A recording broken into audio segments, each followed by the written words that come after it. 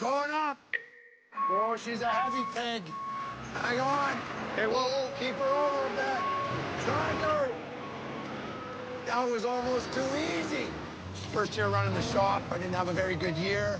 I mean, we built some amazing cars, but my finances took a shit kicking. Get. In a desperate attempt to dig himself out of a hole, Mike listed his yard and his entire collection of 400 classic cars for sale. I've had a couple people nibbling. I've sold a few cars, but I'm not ready to give it away. The weather's warming up, spring's coming, people are calling. I'm getting my mojo back. We're on to a new start. Hopefully this year's gonna be a lot better. We're gonna try it one more time. What could go wrong?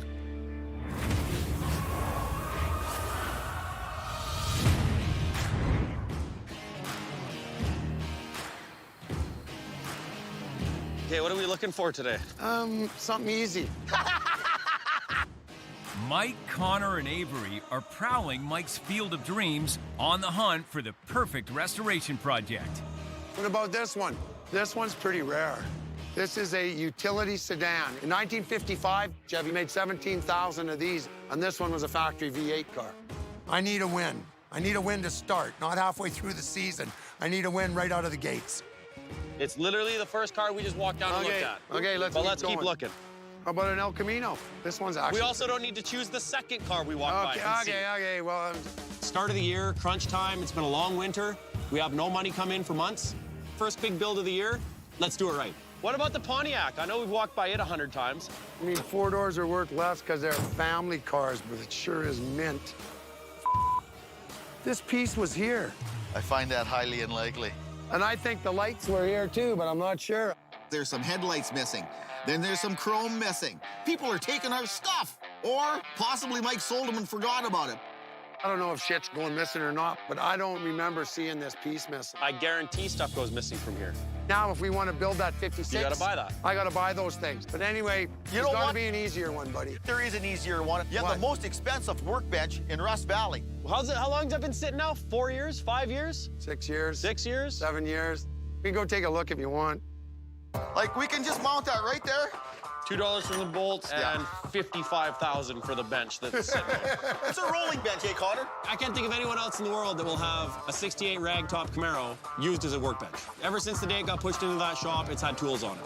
It's the world's most expensive tool bench. It's stupid.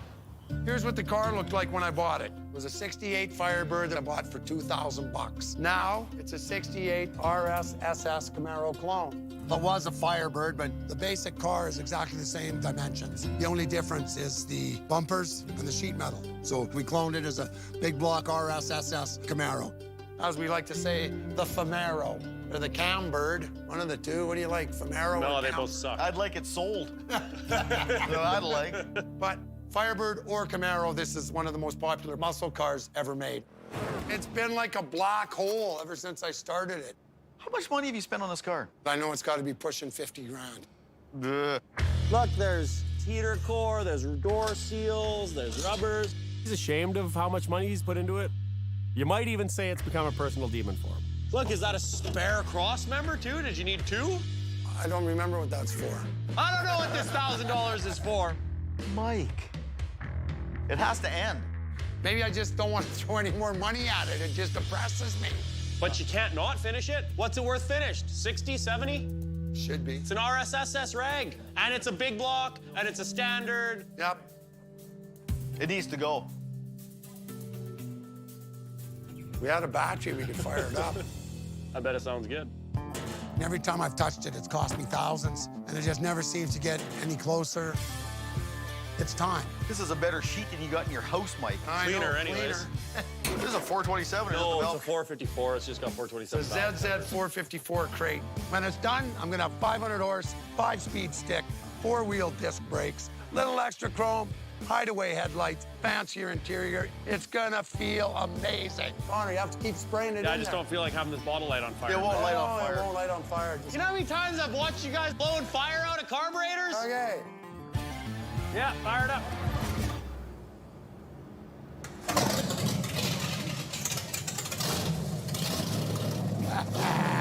That was a pretty quick start. sounds nasty. It's gonna be a scary little car. That give you any idea what kind of mileage it's gonna get? Very poor. You know what they call that? Smiles per gallon.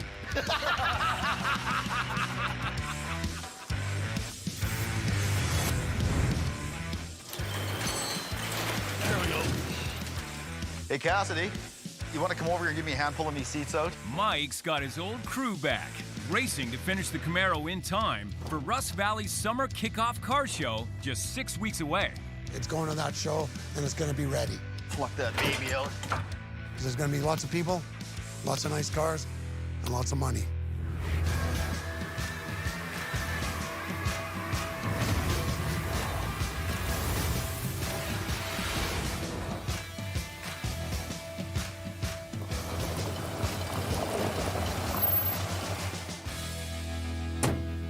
Mike, how are you? I'm Greg. Glad to meet you. So, how can I help you? Mike has his first potential client of the year. More clients, more business, hopefully more business, more money. I really need 1970 Coronet Super B. When my youngest daughter, Amanda, was little, I had another Super B, and we just used to mess with it. It was kind of our thing to do as a dad thing. Circumstances, we had to get rid of it, and promised her we would mess with the car again. So it's a big part of our past. I can't guarantee it, but I might know where there's a B for sale. We're gonna track one down. Thank you. Ave, we're heading to Russell's. 1970 Super Bs, they only made about 12,000 of them, give or take. This B is gonna be more than a car to Greg. I'm gonna try and get him his B and build him his dream car.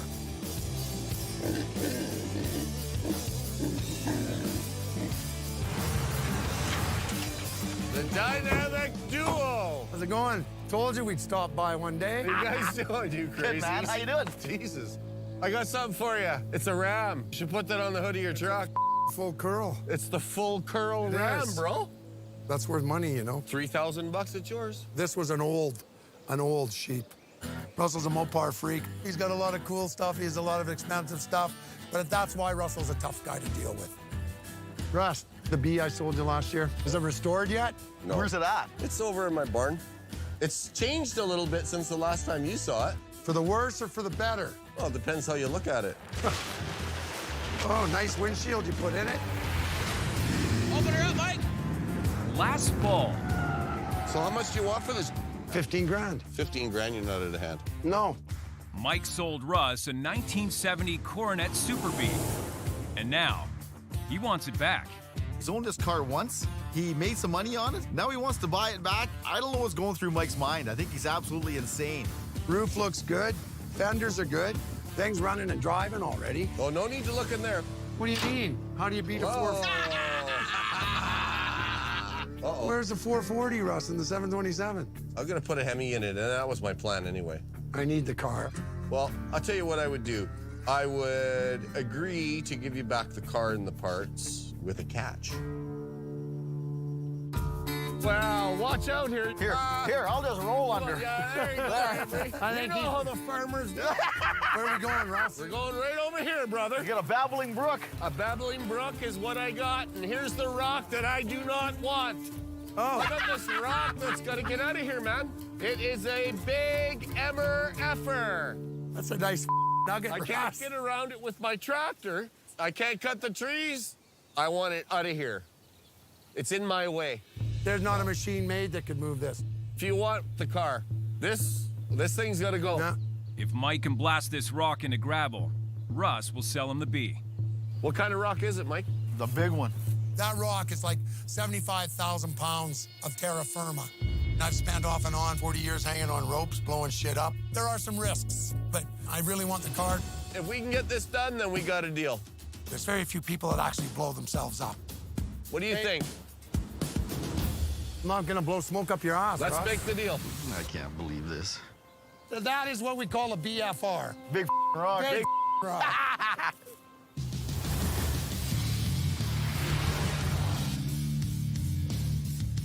Is that a real live stick of dynamite? Yeah, that's dynamite. How small do you need it to move it? I want to be able to put it in this pocket. Mike made a deal with his neighbor Russ to blow up this giant boulder in exchange for a 1970 Super B. We have a client for the beat. I know he's serious. I know he's got cash. But that rock's over 20 cubic meters. That is a big friggin' rock, man. Both Mike and Connor are certified blasters. Guys, what are a few safety precautions for this? Do not shoot guns at the dynamite. Don't step on it. No smoking. That's it. Okay, let's go. Less talk, more rock. Been doing it my whole life, but This boulder's a big deal. you got to do it safe because there's lives on the line. Give me that thing. I'm right in line with where I want to be. But if you don't drill, you're not going to blow anything up. If you were to place dynamite on the outside of the rock, it's not going to do anything. We want to put the dynamite as close to the center of the rock as possible so that it gets the most effect to break the rock apart. Holy Has it been a while? You think you're tougher than a jackhammer? Nobody's tougher than a jackhammer.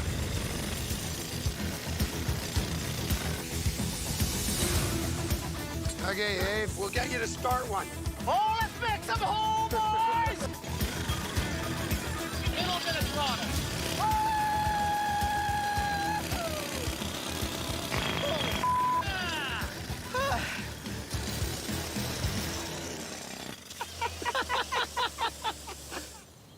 Hey, Avery, toss me one of those. No, here's how you throw a stick of dynamite. See? Ah, you get it? No, right in the middle. Perfect. Okay, hey, let's not play Let's around. not play with dynamite. Okay, spacer, third of a stick. You don't want to hurt anybody. You don't want to kill anybody. There is rules you got to follow. There's a busy highway just 15 meters from the rock. We're gonna try to aim it away from the road and push the whole blast towards the forest side. 7, 8, 9, 10. One on the front, 11. 4 pounds. Whatever. It'll be fine. It'll be fine. It'll be fine. Blast is gonna go in 2 minutes. 2 minutes. Traffic control shuts down the road. Okay, everybody back. 1 minute. Everybody keep their heads up. If you see the sky turn black, get underneath somebody bigger than you. Russ, you want to whack this or not? Absolutely. Smack it hard.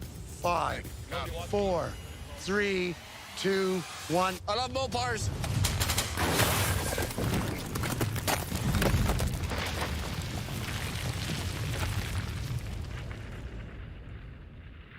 Cool, man. Just wait. Blasters go and check. That scared the shit out of me. That was crazy. It's like watching the shuttle go off.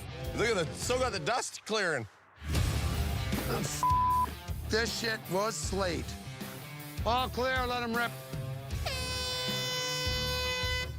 Ross, is it out of the way?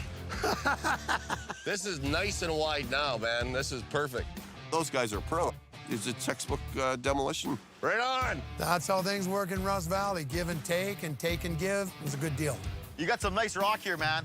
You need to build yourself a good fireplace or something out of it. Well, you take 3 and then you set the one on top and make a table.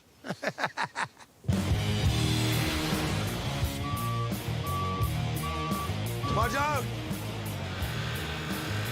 Boys! Mike is once again the proud owner of a 1970 Super Bee. Greg really wants to surprise his daughter, so I'm pretty sure with the parts we have and what we can get, I should be able to put this car together and make it complete for him.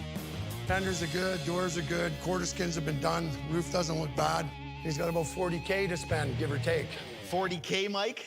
It's about a $60,000 car when it's done. Yeah, To well, do. we already made kind of a deal.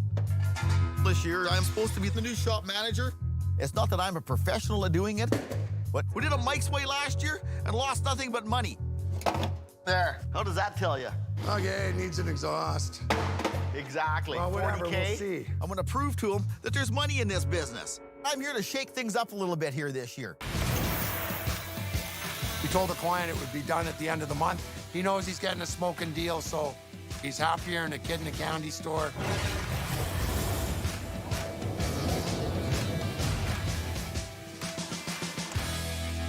Look how thin that meat is in there. Like, if I wanted a bread sandwich, I'd have one. Like, better than nothing, I guess. A week later, Avery and Mike's part-time mechanic Dave Schwant are installing the engine on the Super Bee. Look at this. There's a bunch of oil leaking down here from somewhere. I don't know where it's from, but it's leaking. To find the source of the leak, I hate this one. they have to pull the transmission. Is there a chunk of chain to hold that transmission or that balance the way it is? Come down, Charlie Brown. Whoa, Tanner, wait. An oil coming from the bottom of the pan, I think, eh? Right here, it's leaking real bad. The oil's not even hot yet. You know, once the oil gets hot, it's gonna pour out of there. Looks like somebody did a hat dance on it. Yeah. The motor should become... Broke the transmission. Wasn't that a... My new role this year is to keep things under control a little bit, and it's off to a bad start already.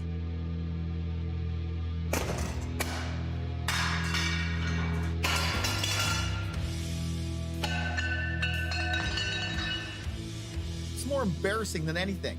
It's all bad. We should have put a chain over it. Then We should have put a chain or a strap on it. Yeah. Absolutely. Mike's got 4 of them right over here.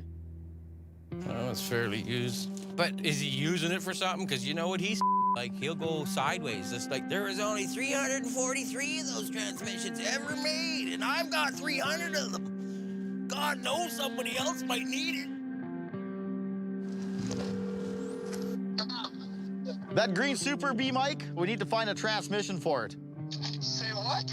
The transmission case is broken. We dropped it on the floor. How the did you drop it on the floor? I just spent $1,000 on that. It was brand new. Well, it's not new anymore, but the parts are still there. It just needs a case. The engine's leaking like a sieve, the oil pan's on it, and the rear main seal, I think, is leaking. Why did you drop that too? Not yet. Give me and Dave another half hour.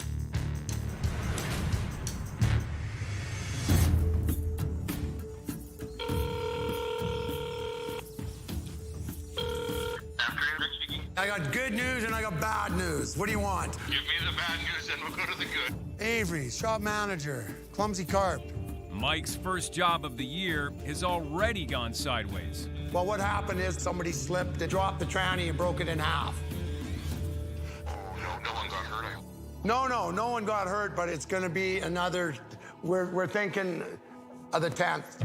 The good news is you're getting a rebuilt 727 at no extra charge. Now I have to delay him another week. I mean, the guy's already paid $20,000 up front. He wants his car. I should know better than to give a hard deadline on a muscle car project. Mike, I appreciate it. Thank you so much for everything you guys have done. Bye-bye. Well, that went better than I expected. While he waits for the transmission rebuild, Mike sends the bee in for paint. Again, I gave a price before the car was finished. It's coming back to haunt me, but I'm gonna stick with my word. I just want to make him happy, and it's gonna make me happy.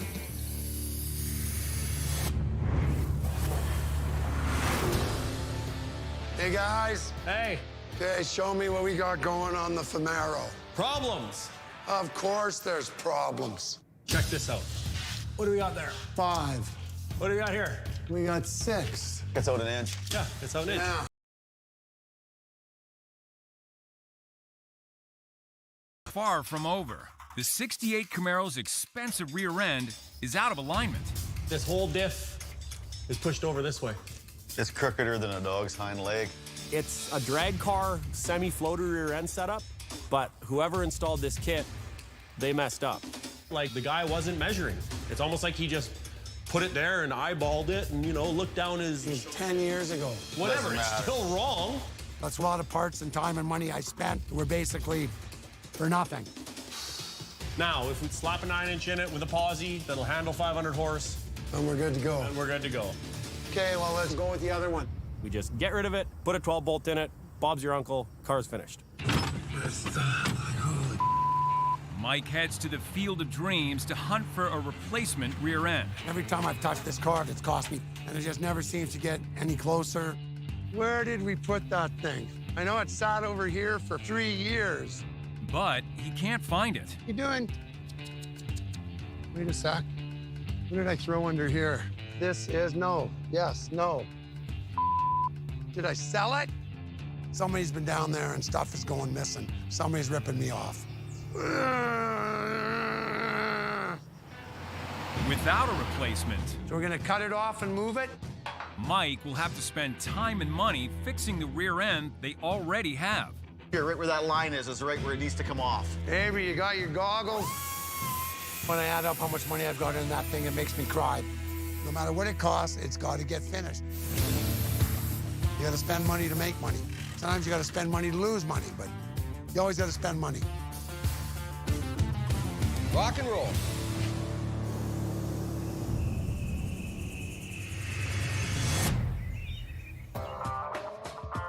What the heat in there? Oh, that's good. Things are looking up for Avery. That's what a sandwich should look like. Not all bread. You notice the bread to meat ratio? The meat should always be thicker than the bread.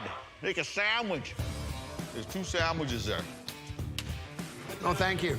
After a few long days of overtime, the Super Beast transmission has been replaced. What else needs to be done on this thing, Avery? Not a whole lot. It should start up today.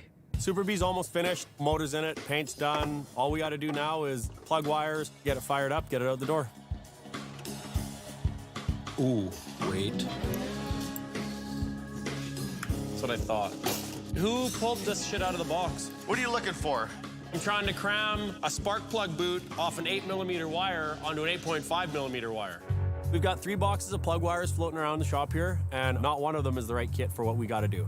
So, but now we've used half of the kit, so we can't send it back. No. So we end up paying for a kit we don't need. There's enough pieces to do it, so it'll all work out perfectly fine. I know Take and we have build them. pieces of 3 different kits. It's not efficient the way we're doing this. You're right, it's not. If I'd have ordered the wires, we'd have got the right wires. Just saying. I'm just saying, Mike, Well, you you've come got along and 3 you create a kits. problem. There is a problem when There's we got no 3 problem, kits Mike. to make 1 set. I got a $6,000 bill at Lordco when you're trying to save me money. You know what? Leave me the out of it. I'm just giving the parts, and that was in them. Take it up with somebody else. Being shop manager, the only differences I see is everybody wants to kill me. And he's gonna have to stay out of my face, or it's not gonna work. You're using the parts, Avery. I'm Why not do the you one say, that ordered them. why is there 3 boxes of parts? I don't Shop care. manager, figure it out. I know have you no don't say care. in nothing, You Mike. don't care. I have no say in nothing. Start caring. He's paid to be shop manager. Manage the shop, manage the builds, be on top of it. So if he's not to blame, who is? You're the high-speed guy here. You get the most shit. Yeah.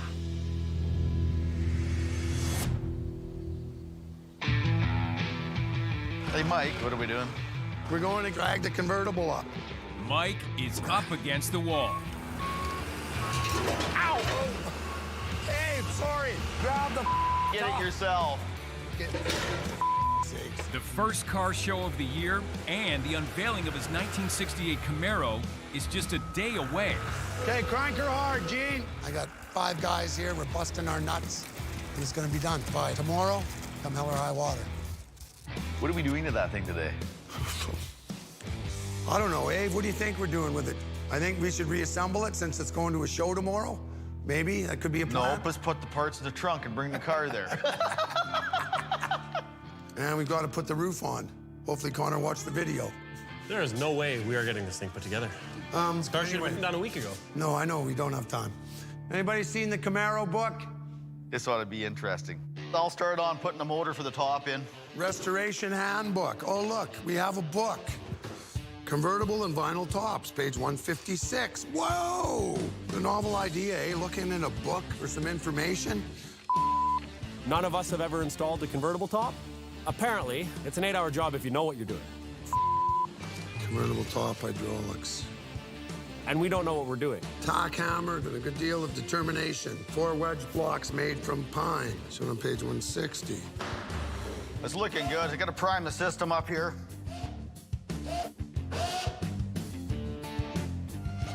There we go. See it coming up now? Says the pump's supposed to have some grommets. Do not hit that door. Just close it. Close it a bit. Well, just go close up. it. I'm gonna go in. Why don't you go up? Give me this. Okay, let me get on this side, Abe. Good. Okay, I'm assuming the long arm in your hand goes to the big bolt. There we go. Okay, let's try not to wreck nothing. No, other way. It's alive. Everything seems to be lining up where it needs to go. So far, it's looking pretty good. Whoa! What? We just wrinkled the whole You just bent it all. Kinked right here, kinked right here. Yo, hey, this side's actually broken. Snapped. Oh, look at that. It is too. I thought maybe that was a factory line, but no, it's actually busted. No, so it's busted. This roof's... Oh, yeah, we'll have it done in a few hours today, he says. Right now, it's like somebody just kicked me right between the friggin' legs. We've been dicking with this car for 10 years. I've got to finish it. No mas, no mas, no mas, like Roberto Duran fighting Sugar Ray Leonard. No mas. Okay, we're gonna scrap the idea of putting the roof on. We're gonna put it down, we'll get the tonneau on, get the upholstery in, the carpet in, door panels. Forget about dicking with this, or we'll never have this car ready. Okay, so that's the plan. We're taking the car to the show with no convertible top. A little bit of... We're trying to sell the thing for 70,000 bucks, and it's not done.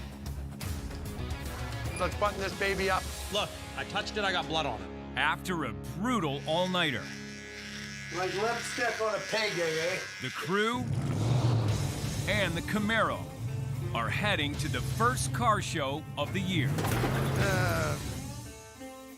Doesn't matter how hard you tried, you cannot buy time.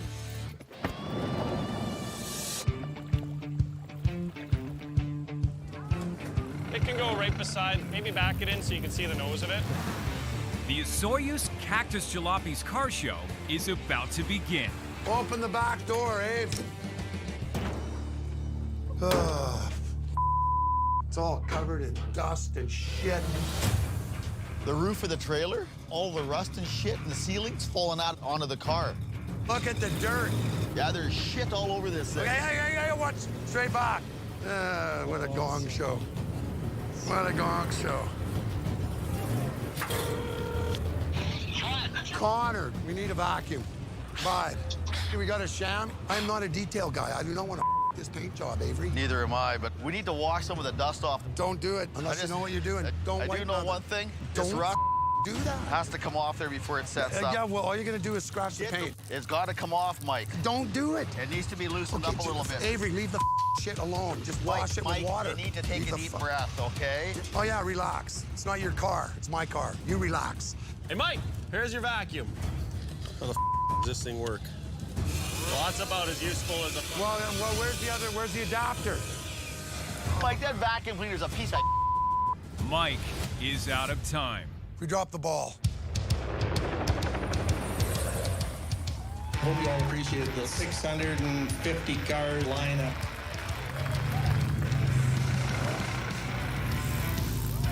The Cactus Jalopies car show boasts big names, big money, and high-end builds.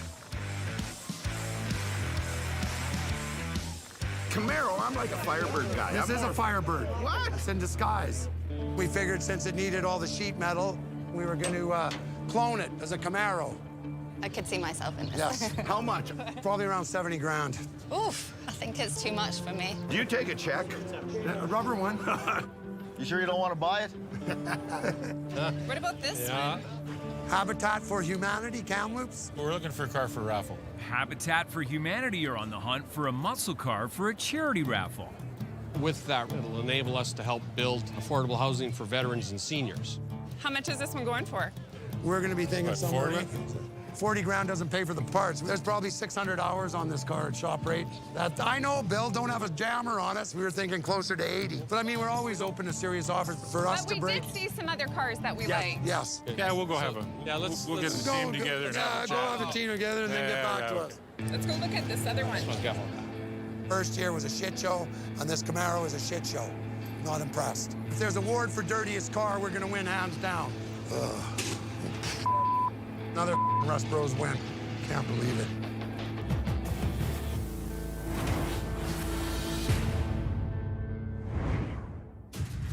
I just want to see what size will fit, but we'll try these 7s. Mike's second year in business is off to a bad start. Finish one thing before you start another. Didn't your mom ever tell you that? That's right, I know, because I never finish well and I start a million. Learn the hard way. No shit leaves the shop. That way a little bit. Yep. His 68 Camaro was a flop at the car show, but he's determined to get it done right. Good. And invite the buyers from Habitat for Humanity back for a second look. Now we got time to fix everything. Yeah, there's not a whole lot left. Famous last words. I got us parts. Ho ho. I should know better than to take a half-finished car to a show and expect to get top dollar. Habitat for Humanity, they're still looking for something to raffle off for a charity. I know it's a long shot, but hopefully it blows these guys' socks off.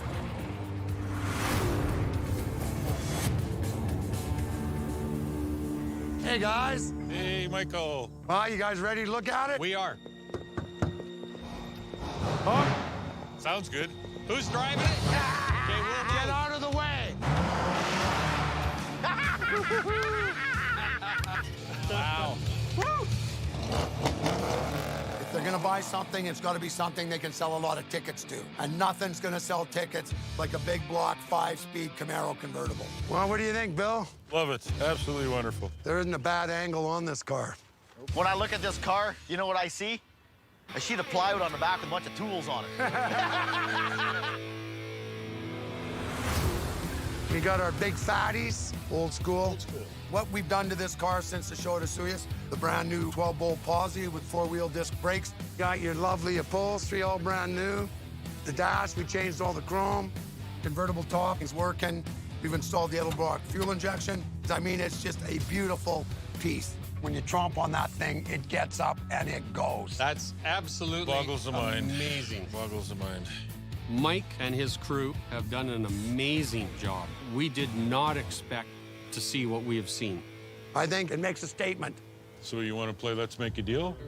Well, I know I've added up my costs. How about 75K? We're a charitable society, Mike. I know. We are nonprofit. Would you take 68? Well, it is a 68.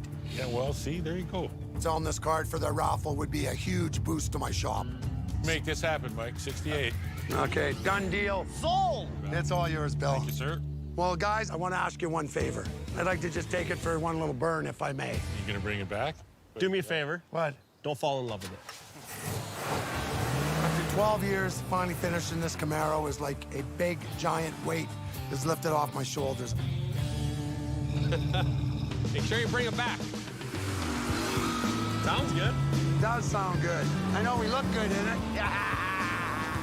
I spent tens of thousands of dollars, thousands of hours, gone forward, gone backwards, gone forward, gone backwards. 100. There's lots left.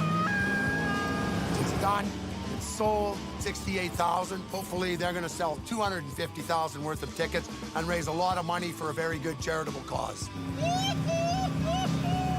No, you didn't like convertibles. Today I do. Whoever gets this car is going to be one happy individual.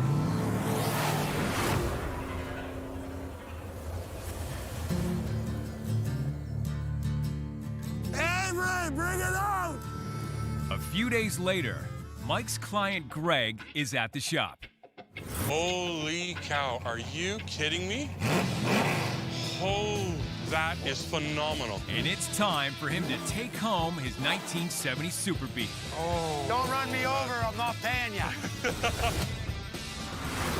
Well, look at the paint, sublime green, incredible. Yeah. I'm speechless, I don't know what to say. Holy cow, just incredible. Happy, happy, happy. Wow. It is fantastic. Check out that shiny white upholstery. Oh, geez, Louise, look at that. Just mwah. Let's check under the hood. Okay. Holy cow. 440, Clean. 4 that's gorgeous. Full par performance valve covers. I don't know what to say, man. I'm actually speechless. It's just incredible. My youngest daughter, she'll just go nuts. Say, Dad, our Super Bee. I know she is. Light her up!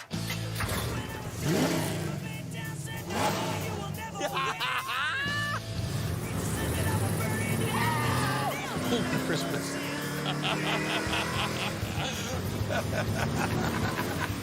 One more time. One more. Hi, sweetheart.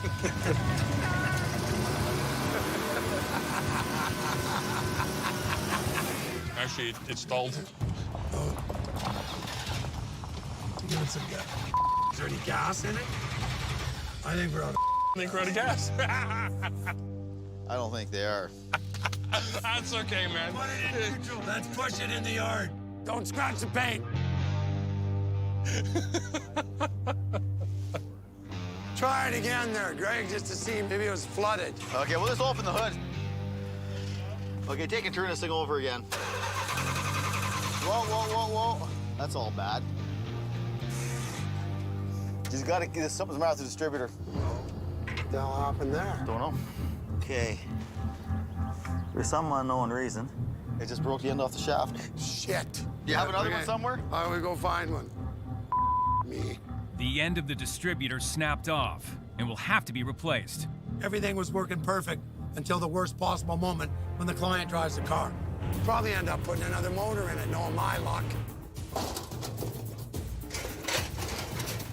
4 million parts, simply can't have one. Right when you think it's all over and done, life comes up and kicks you right in the nuts. Good thing my wife keeps them in her purse. 383. I don't have another 440 here. There was a... But once again, parts have gone missing. You came and asked me for something, I'd probably give it to you. If you come and steal it, you should be beaten with a bat. Let me think, let me think, let me think, let me think.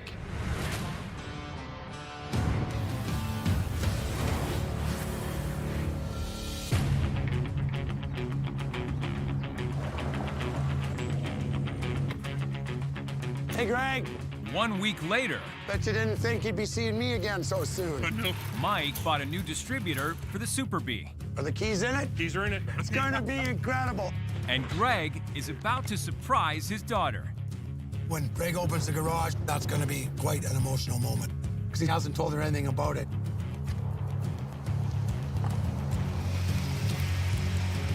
Hey, gorgeous. Stand right there. Okay. On this one here.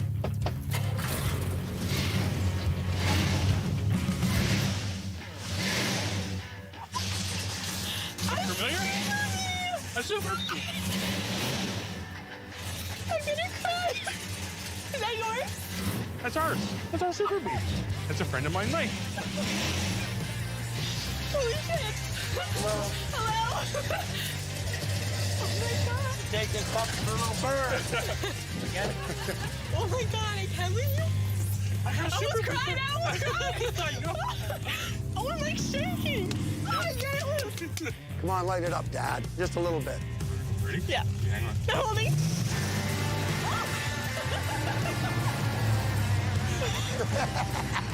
I don't think I've seen that surprised a look in a long time. I honestly thought she was gonna have to pick her jaw up off the floor. It was priceless. Priceless. It's gonna be an emotional attachment. It's gonna be a bond between him and his daughter. And I'm glad I was there to witness it. That is so cool. Look at that thing.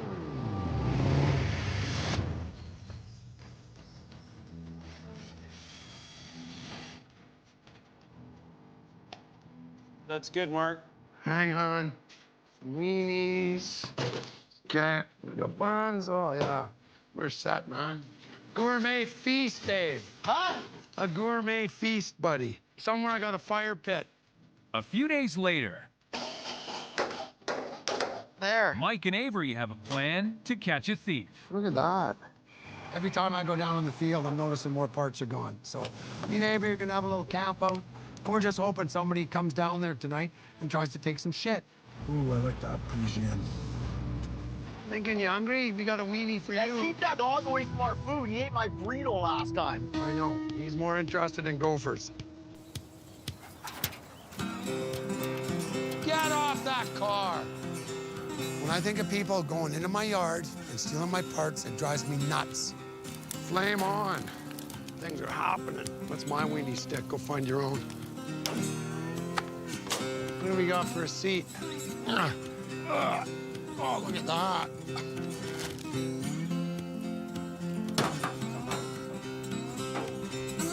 The f are you doing? No. Come on. Oh. Oh, this is cozy. We're approaching Nirvana on hot dog cooking here. Look at that. Isn't that a thing of beauty? Well, I wonder if anybody's going to come pilfer any of your parts. We're down here far enough that we can see somebody coming over the hill. The cars in the Field of Dreams are what I've accomplished in my life in 40 years. I've saved every one of those cars from being crushed. There's something special about that place and about those cars. It's been a tough couple weeks. We've got to get our shit together. There's no more time for practice. Mike, I'm getting tired. Crawl in there. I'll watch the fire for a bit. I mean, if I take a shit kicking this year, I'm done. But I consider myself very lucky to actually get a second chance to follow my dream. Good boy. I don't want to lose this place. Mike, tell me a bedtime story. Once upon a time, there was an ugly little troll, and he lived in a wrecking yard in the back of an old blue and white Chevy Square body. The morning fog clung to the edges of Russ Valley like a stubborn memory, a thin veil over the mountains that had witnessed decades of forgotten stories, rusting steel, and the hum of engines long silenced. In the heart of this peculiar Canadian enclave, where classic cars were more than metal and paint but repositories of dreams, memories, and missed opportunities, the workshop of Russ Brothers Restorations seemed alive in a way no ordinary garage could be. Tyler, the young but fiercely dedicated restorer with an uncanny ability to coax life from corroded engines, was already elbow-deep in a 1969 Camaro that looked like it had survived a small apocalypse. Its once vibrant orange paint was reduced to a dull, peeling memory of its former glory, and Russ had claimed every corner, gnawing at the metal like time itself had grown teeth. Tyler's hands moved with a practiced rhythm, wiping away the stubborn grime, listening to the engine's silent plea for revival. Beside him, Michael, a burly man with a past as layered and complex as the classic cars he restored, traced his fingers along the frame of a 1957 Chevy Bel Air, murmuring softly about the meticulous precision needed to restore chrome to its original luster. The smell of oil, rust, and coffee mixed in a familiar symphony that greeted everyone who stepped into the valley. It was the scent of obsession, of patience, of history suspended between the past and the present. The shop's walls, cluttered with vintage license plates, faded posters of muscle cars, and shelves crowded with every conceivable part a restorer might need, seemed to hum with anticipation. Today was not just another day of welding and sanding. Today, a mysterious client had called in a car whose provenance was rumored to be as enigmatic as its appearance. Rumors had traveled through the valley faster than any highway could carry, tales of a 1965 Pontiac GTO hidden for decades in a barn, coated in layers of dust, cobwebs, and secrets. The car was said to carry with it not only the ghost of its former owner but a story that could shift the entire dynamic of Russ Brothers Restorations. Tyler wiped his hands, eyes narrowing as he imagined the vehicle, the long, sleek body, the roar of its engine trapped behind decades of neglect, the challenge of bringing such a relic back to life. He felt a thrill that only true restorers knew, a cocktail of fear, excitement, and deep respect for what they were about to handle. The phone had rung early that morning, its shrill tone slicing through the usual ambient hum of the workshop. On the other end, a voice cloaked in hesitation and urgency had spoken of a car that was more than metal, a relic that had somehow survived the elements, neglect, and the passage of time. The caller had insisted on discretion, warning that the story behind the Pontiac was complicated, tinged with scandal and tragedy, a tale woven into the very fabric of Russ Valley's history. Tyler had listened, a shiver running down his spine, realizing that this was not just another project. Michael, sensing Tyler's silent calculation, approached, offering a hand to rest on the Camaro's hood. "You're thinking it's going to be one of those jobs, aren't you?" he asked, voice low, almost conspiratorial. Tyler nodded slowly, the weight of expectation settling in. "It's more than a restoration," he admitted. "It's like opening a time capsule that wasn't meant to be disturbed." The shop's other employees, a mix of seasoned mechanics and eager apprentices, were drawn into the conversation, the rumor of the GTO igniting sparks of curiosity and competition. Each imagined the car's hidden beauty, the thrill of peeling back years of corrosion to reveal something extraordinary, the kind of story that could define a career, or even a lifetime. By mid-morning, the client's truck rumbled into view, kicking up clouds of dust that mingled with the lingering fog. The vehicle in tow was a flatbed carrying the GTO, its silhouette partially obscured by a tarp that fluttered like a reluctant secret in the wind. Tyler's pulse quickened as the truck came to a halt. The client, a man whose age suggested he had lived through more decades than Tyler could fathom, stepped out, leaning heavily on a cane but with eyes sharp enough to pierce through the mist surrounding the car. "She's been waiting a long time," the man said, voice rough like gravel. "Some things aren't ready to be forgotten, but she's mine to pass on now." Tyler approached, offering a careful handshake. The man's grip was firm, betraying the determination behind his frailty. He lifted the tarp, revealing the Pontiac GTO in full view. Time seemed to hesitate. Russ had claimed parts of the car with a ferocity that suggested a battle fought and lost, yet its lines were unmistakably elegant, a testament to the era's design prowess. The paint, though weathered and scarred, hinted at a vibrant red that must have once caught the sun like fire. Chrome accents, dulled and pitted, still glinted under the diffused morning light, promising resurrection to those with skill and patience. Tyler's mind raced, cataloging the work ahead: engine rebuild, bodywork, interior restoration, electrical systems, and countless small details that could make or break the authenticity of the restoration. But more than that, he felt the weight of the story embedded in the car, an invisible history that demanded respect. The client explained that the GTO had belonged to a relative who had vanished under mysterious circumstances, leaving the car abandoned in a barn on the outskirts of town. It had survived floods, winters that could freeze bone, and decades of neglect. "She's been more than a car to my family," the man said, eyes distant. "She's a memory, a piece of who we were, who we hope to be. I trust you to bring her back, not just to life, but to honor that story." Tyler nodded solemnly. Michael stepped closer, studying the car with a mechanic's instinct sharpened by years of experience. "We'll treat her right," he promised, voice carrying the weight of unspoken understanding. The team set to work immediately, moving the GTO into the main bay where sunlight filtered through dusty windows, illuminating particles that danced like tiny specters over the polished concrete floor. Tyler started by assessing the engine, noting the thick layer of grime, corrosion, and residue that had accumulated over decades. Each part told a story: the wear patterns, the improvised repairs, the signatures of time etched into metal. The engine was stubborn, resistant to inspection, as if wary of human hands intruding on its slumber. Meanwhile, Michael and the apprentices tackled the bodywork, carefully examining the sheet metal for hidden damage, dents, and rust that had weakened the structural integrity. They made mental maps of replacement parts, custom fabrication, and the delicate balance between restoration and preservation. Every bolt removed revealed more of the car's history, and with each piece set aside, the workshop seemed to pulse with life, as if the GTO itself were breathing again. Hours turned into a blur of motion, the smell of rust, oil, and heated metal filling the space. Tyler felt an almost spiritual connection to the car, a sense that he was communing with the past, coaxing it forward with patient reverence.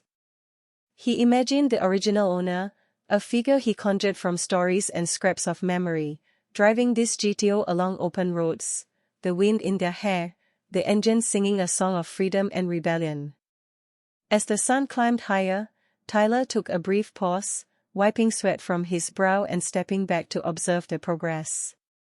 The GTO, though still rough and ragged, had begun to shed the layers of neglect, revealing glimpses of the sleek lines, the artistry embedded in its design, the promise of revival. Michael joined him, a rare smile playing on his face. "She's going to be something special," he said simply, knowing that words were insufficient to capture the magnitude of what lay ahead. Over the next several days, the restoration became an obsession that consumed every available hour. Tyler and the team disassembled every component, cataloging, cleaning, repairing, or fabricating as needed. The engine, stubborn and unyielding, gradually surrendered its secrets, revealing a complex interplay of mechanical ingenuity and wear that told a story of decades of use and carelessness. The interior, once faded and cracked, began to show signs of revival as new upholstery was measured, cut, and stitched with painstaking attention to authenticity. Even the tiniest details, like knobs, switches, and gauges, were carefully restored or replicated, a testament to the reverence the team held for history and craftsmanship. Late one evening, as Tyler worked alone, he discovered a small, folded note tucked beneath the driver's seat cushion. The paper, yellowed with age, bore a handwritten message in elegant script: "To whoever finds me, know that the road ahead is full of memories. Treat her well." Tyler's heart skipped a beat. It was more than a note, it was a bridge across time, a message from the past that reinforced the sacredness of their task.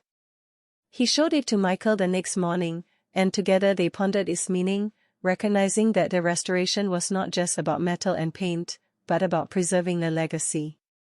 Word of the GTO's arrival and ongoing restoration spread throughout Ross Valley, drawing visitors, enthusiasts, and curious onlookers who marveled at the meticulous care and skill involved. Each day brought new challenges, but also moments of triumph: a bolt tightened to perfection, a panel aligned flawlessly, a coat of primer revealing the contours of a body that had slept for decades. Tyler felt the weight of history in his hands, the pulse of the past vibrating through every touch, every decision. And yet, beneath the technical challenges, there was a human story unfolding, one that intertwined the lives of the restorers, the client, and the memory of the car's original owner in ways that transcended simple mechanics. By the end of the week, the GTO had begun to emerge from its cocoon. Rust had been meticulously removed, dents repaired, and the engine partially reassembled. Tyler stood back, wiping his hands on a rag, and allowed himself a rare moment of satisfaction. The car was no longer merely a relic, it was a testament to endurance, a vessel carrying stories, dreams, and a bridge between generations. Outside, the mountains of Ross Valley loomed, silent witnesses to the work inside. The fog had lifted, revealing a bright day, as if the world itself were acknowledging the revival taking place within the workshop. Tyler knew that this was only the beginning, that the true test lay ahead in finishing the restoration, in capturing not just the physical beauty of the car but the soul embedded in every curve, every line, every carefully restored detail. The journey of the Pontiac GTO had intertwined with their lives, transforming an ordinary week into a narrative rich with discovery, reverence, and unexpected connection. And as Tyler prepared for the next day's work, he felt a quiet thrill, knowing that in Ross Valley, every car had a story, every restoration was a resurrection, and every touch carried the weight of memory. The GTO, once forgotten, was now waking, and with it, the promise of new adventures, untold stories, and the enduring magic of Ross Valley restorers. The following morning, the workshop was alive in a way that defied ordinary rhythm. Sunlight streamed through the high windows, illuminating motes of dust that danced like tiny specters in the air, each reflecting the hidden histories resting within the walls of Rust Brothers restorations.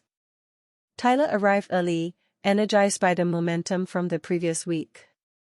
The Pontiac GTO sat in the center of the main bay, now partially stripped of its outer layers, exposing the raw beauty of its frame and the promise that lay beneath decades of neglect. Michael and the apprentices had already begun the meticulous task of cataloging parts, a system of drawers, bins, and handwritten notes that ensured nothing would be lost or mismanaged. The workshop hummed with activity, a blend of tools clanging, engines idling, and the low murmur of mechanics exchanging knowledge in tones both professional and affectionate. Tyler approached the engine with a sense of reverence, feeling the pulse of history in every bolt, every corroded surface, and every stubborn component. The engine block was now exposed, revealing the intricate labyrinth of pistons, valves, and timing mechanisms that demanded both technical skill and a touch of intuition. He worked methodically, cleaning each piece, measuring tolerances, and occasionally pausing to imagine the hands that had first assembled this very engine half a century ago. Outside, a light drizzle began, soft drops tapping against the garage's metal roof, blending with the scent of oil and rust. The rain was comforting, a gentle reminder that time and nature move together in endless cycles, eroding and preserving, challenging and nurturing. Tyler felt a strange kinship with that rhythm, as if the process of restoration mirrored the ebb and flow of existence itself. Meanwhile, Michael was engrossed in bodywork, carefully aligning panels that had been warped or bent by years of neglect. His movements were deliberate, almost meditative, as he traced his hands along the GTO's contours, feeling the metal's resistance and pliancy.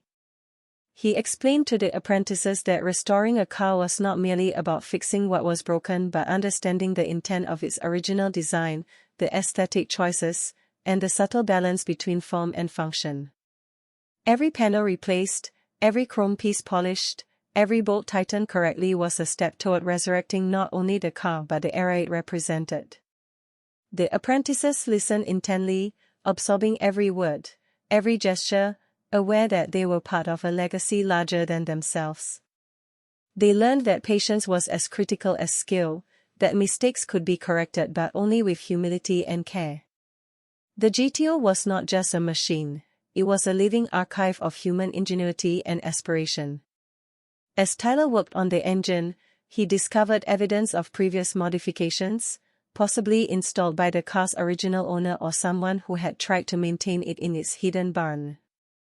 Some parts were mismatched, others improvised, revealing a resourcefulness born of necessity and a determination to keep the car running despite scarce resources. Tyler documented every anomaly, knowing that these quirks would shape how he approached the restoration. The delicate balance between authenticity and functionality was always present in their decisions, and this GTO was proving to be a particularly intricate puzzle. By mid-morning, the client returned, walking slowly with his cane but eyes still sharp, betraying his keen interest in the restoration's progress. He circled the car, fingers lightly brushing the exposed metal, absorbing the transformation with a quiet intensity. "She's looking like herself again," he said softly. Tyler smiled, acknowledging the implicit trust the man had placed in them. "We're honoring her story," Tyler replied. "Every piece, every decision, we are trying to preserve not just her shape, but her soul." The client nodded, a shadow of nostalgia passing across his face. He recounted tales of long drives along winding country roads, the roar of the GTO's engine echoing across valleys, and the laughter of friends and family who had once shared the car's freedom. Tyler listened, understanding that these stories were more than anecdotes. They were the living essence of the car, intangible yet inseparable from its physical restoration. As the day progressed, Tyler focused on the engine's internal components, carefully disassembling, cleaning, and reassembling with precision tools. The pistons, once seized with corrosion, now slid smoothly under his touch after hours of meticulous attention. He marveled at the engineering, the delicate interplay of metal and motion designed decades ago, a testament to human creativity and perseverance. Meanwhile, Michael had begun working on the GTO's suspension, addressing the rusted springs and worn-out shocks. He explained to the apprentices the importance of ensuring both safety and fidelity to the original design, emphasizing that a car restored without respect for its structural integrity was a hollow triumph. Outside the bay, the rain intensified, drumming a steady rhythm on the roof, a counterpoint to the clanging and scraping inside. Tyler found himself momentarily entranced by the sound, imagining the GTO slicing through this rain decades ago, tires gripping the asphalt, engine roaring, a symphony of speed and freedom. The apprentices, witnessing the intensity with which the team approached each task, began to grasp that restoration was not merely a profession but a devotion, a commitment to preserving legacies one bolt at a time. One of the apprentices, a young woman named Clara, discovered a small compartment beneath the glove box, hidden behind layers of worn upholstery. Inside was a bundle of letters, brittle and yellowed, tied with a fraying ribbon. Tyler carefully removed the letters, examining them. They were correspondence between the car's original owner and someone whose identity remained a mystery, filled with references to drives, dreams, and fleeting moments of happiness and sorrow. Each word seemed to breathe life into the car's history, reinforcing the responsibility they carried in restoring not just a machine but its narrative. As the week continued, Tyler and Michael faced challenges that tested their ingenuity and patience. Certain components had corroded beyond repair, requiring custom fabrication to match the original specifications. The apprentices learned to sand, weld, and shape metal, guided by Tyler's meticulous eye and Michael's seasoned expertise. Every restored or replaced part was a victory, a tangible step toward reviving not only the car but the memories it carried. During a late afternoon break, Tyler stepped outside, watching the rain diminish into a gentle mist. He reflected on the way the GTO had already transformed the workshop, bringing focus, excitement, and a shared sense of purpose.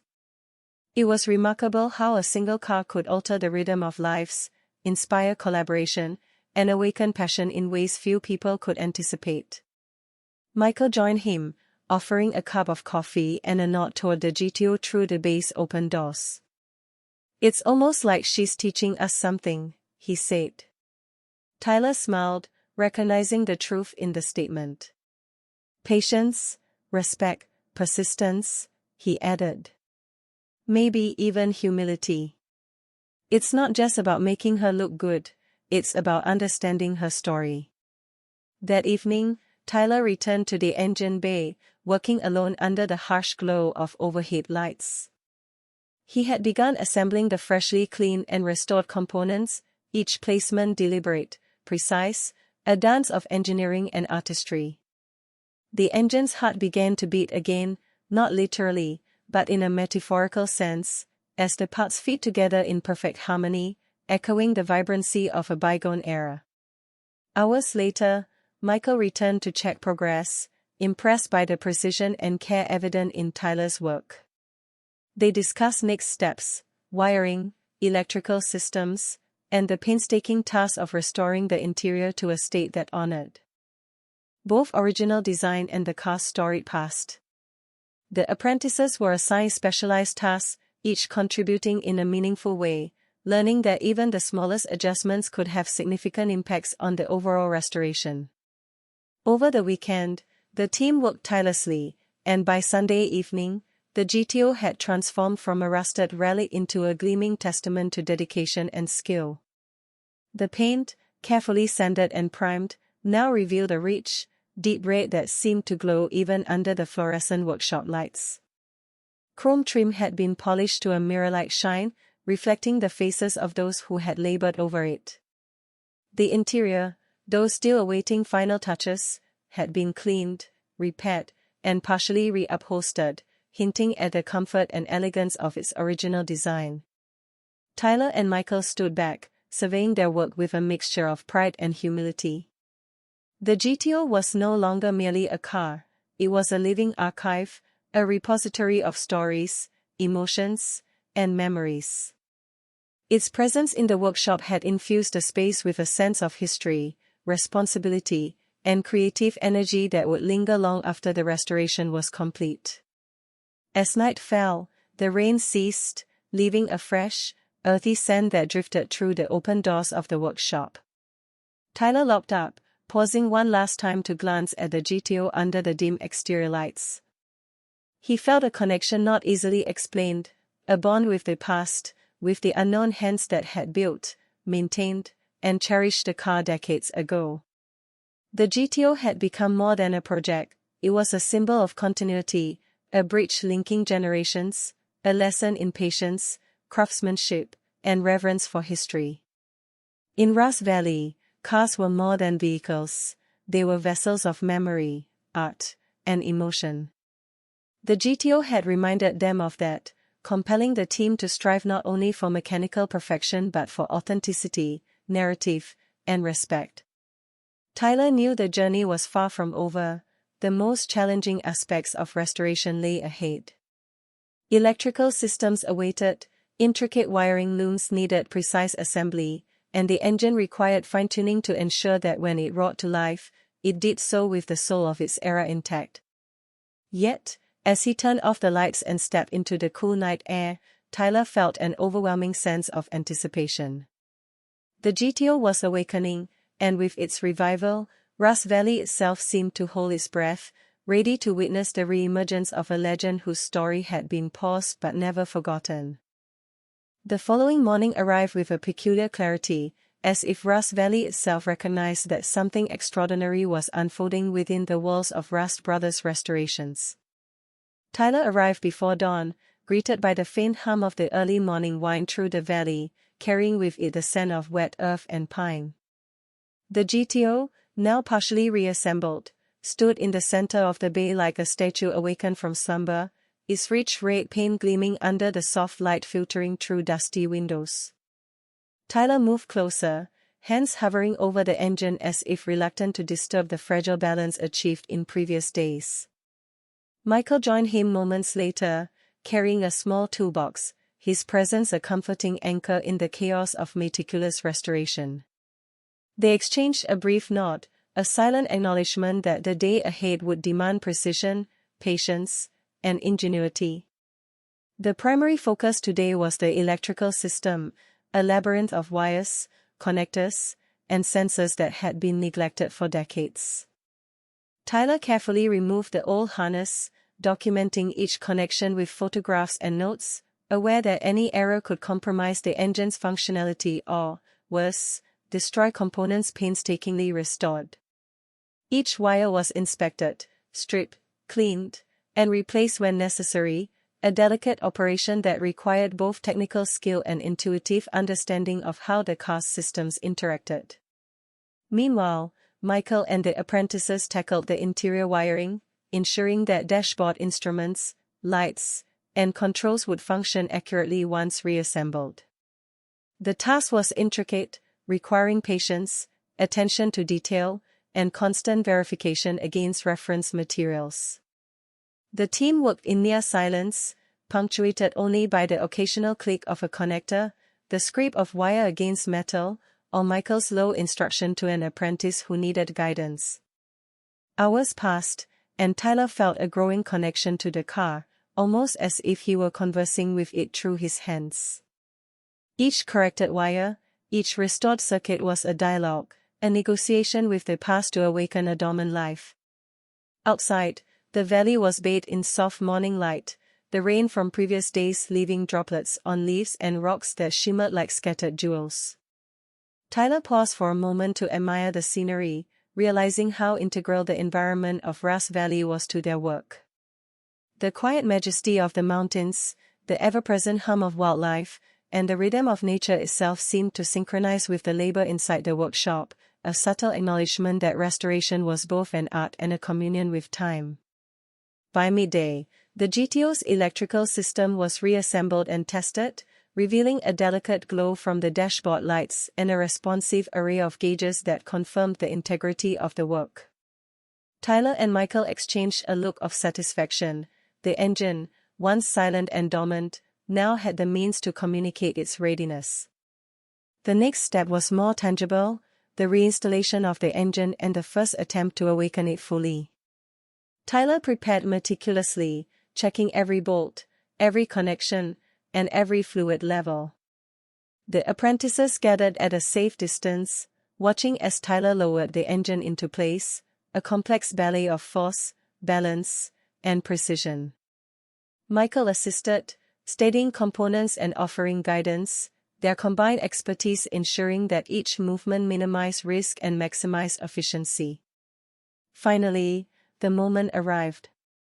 Tyler sat in the driver's seat, hands on the steering wheel, foot hovering above the accelerator. He took a deep breath, recalling the notes from the client, the letters found in the glove compartment, the history embedded in the car.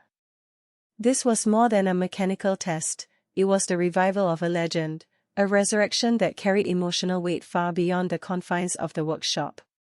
The key turned. The starter whirred, a hesitant growl from the engine bay.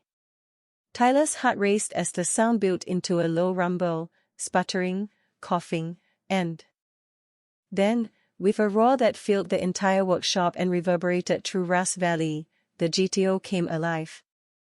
Exhaust smoke curled gently upward, carrying the scent of oil and gasoline, the unmistakable aroma of an engine reawakened. Tyler smiled, feeling a surge of triumph and reverence.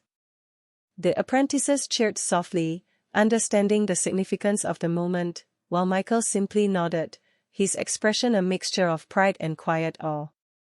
The engine settled into a steady idle, a rhythmic pulse that spoke of endurance, engineering, and the skill invested in its revival.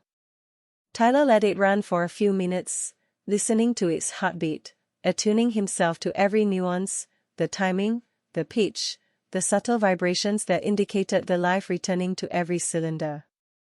After the initial test, Tyler shut it down carefully, his mind already racing toward the next stage, fine-tuning, adjustments, and ensuring the engine could sustain performance without compromising the delicate integrity of components restored or replaced.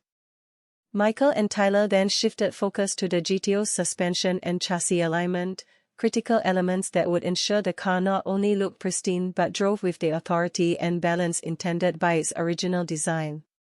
They measured and adjusted, checking tolerances and correcting subtle misalignments, teaching the apprentices the importance of precision in areas that were often overlooked by amateur restorers. The interior work progressed simultaneously, with Clara and two other apprentices meticulously upholstering seats, installing door panels, and restoring the dashboard's original elegance. Tyler occasionally guided them, demonstrating techniques for stitching, fitting, and matching materials to maintain historical accuracy while improving functionality. The day slipped into evening, and the team paused briefly for dinner, exchanging stories, laughter, and reflections on the car's journey. Tyler shared his thoughts on the letters found earlier, pondering the mysteries of the GTO's original owner and the unknown correspondent whose words had survived decades.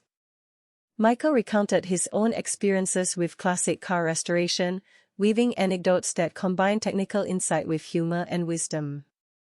The apprentices listened, absorbing both practical knowledge and the deeper lesson that restoration was a blend of science, art, and narrative preservation. After dinner, Tyler returned to the workshop, drawn by an almost magnetic connection to the GTO. He inspected the engine once more, noting minor adjustments needed to optimize fuel flow and ignition timing. The process was painstaking, requiring repeated measurements, calibrations, and tests. But Tyler found solace in the rhythm, the precision, and the knowledge that each adjustment was a step toward perfection. Night fell, and the workshop was illuminated by soft overhead lights. Outside, the valley was quiet, the stars beginning to pierce the dark canopy above. Tyler leaned against the hood, contemplating the transformation from neglected relic to near-complete masterpiece. He realized that the car's revival was more than a technical accomplishment, it was a testament to patience, respect for history, and the enduring allure of human creativity. The following day brought further challenges, as Tyler and Michael faced unforeseen complications with the GTO's carburetor. Corrosion had damaged critical components, requiring custom-fabricated parts to match original specifications. Tyler spent hours in the machine shop, measuring, cutting, and refining each piece, guided by reference materials and an intuitive understanding of the engine's design. The apprentices assisted, learning how to work with precision tools, understanding the delicate balance between restoring functionality and maintaining historical integrity. The process was slow, meticulous, and sometimes frustrating, yet each obstacle overcome strengthened the team's cohesion, skills, and sense of purpose. Midweek, Tyler received an unexpected call from the client, eager to know the progress and offering insights from his family's history with the car. He recounted tales of long drives along back roads, impromptu races, and moments of personal significance tied to the GTO. Tyler listened attentively, recognizing the emotional weight behind every anecdote. These stories informed the restoration, guiding decisions that balance mechanical accuracy with the preservation of the car's soul. By Friday, the engine was fully functional, responding smoothly to throttle input and producing a sound that resonated with the spirit of its era. Tyler, Michael, and the apprentices took turns test-running the vehicle inside the workshop, carefully monitoring for irregularities and fine-tuning performance. The GTO now exhibited not only mechanical reliability but the aesthetic integrity and presence that had first captured their attention. Attention then shifted to the final stages of interior restoration. Tyler oversaw the completion of upholstery, installation of gauges, and polishing of wood and chrome accents. Each component was inspected, adjusted, and aligned to ensure that the tactile and visual experience reflected the GTO's original elegance. The apprentices took pride in their contributions, understanding that every stitch, screw, and adjustment mattered in preserving authenticity. As the weekend approached, Tyler and Michael prepared the GTO for its first road test. The anticipation in the workshop was palpable. The car, now fully restored in structure, engine, and interior, was more than a project, it was a living testament to dedication, skill, and reverence for history. The team moved the GTO outside, the sun glinting off its polished surface, reflecting the valley, the mountains, and their own expressions of pride and satisfaction. Tyler took the driver's seat, Michael beside him, while the apprentices observed. He engaged the engine, listening to its roar, feeling the vibrations transmitted through the steering wheel, pedals, and seat. The GTO responded with precision, power, and grace, as if aware of the reverence surrounding it.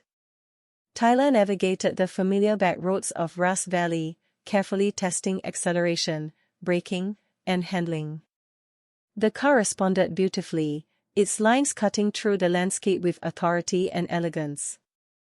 Michael offered guidance and corrections, ensuring safety and performance, while the apprentices followed, absorbing lessons that could not be taught in any classroom. Upon returning to the workshop, the team gathered around the GTO, admiring its revival.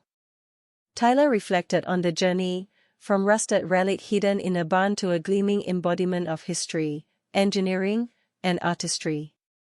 He realized that every challenge overcome, every decision made, and every detail restored was a testament not only to their skill but to the enduring magic of classic cars and the stories they carried across generations.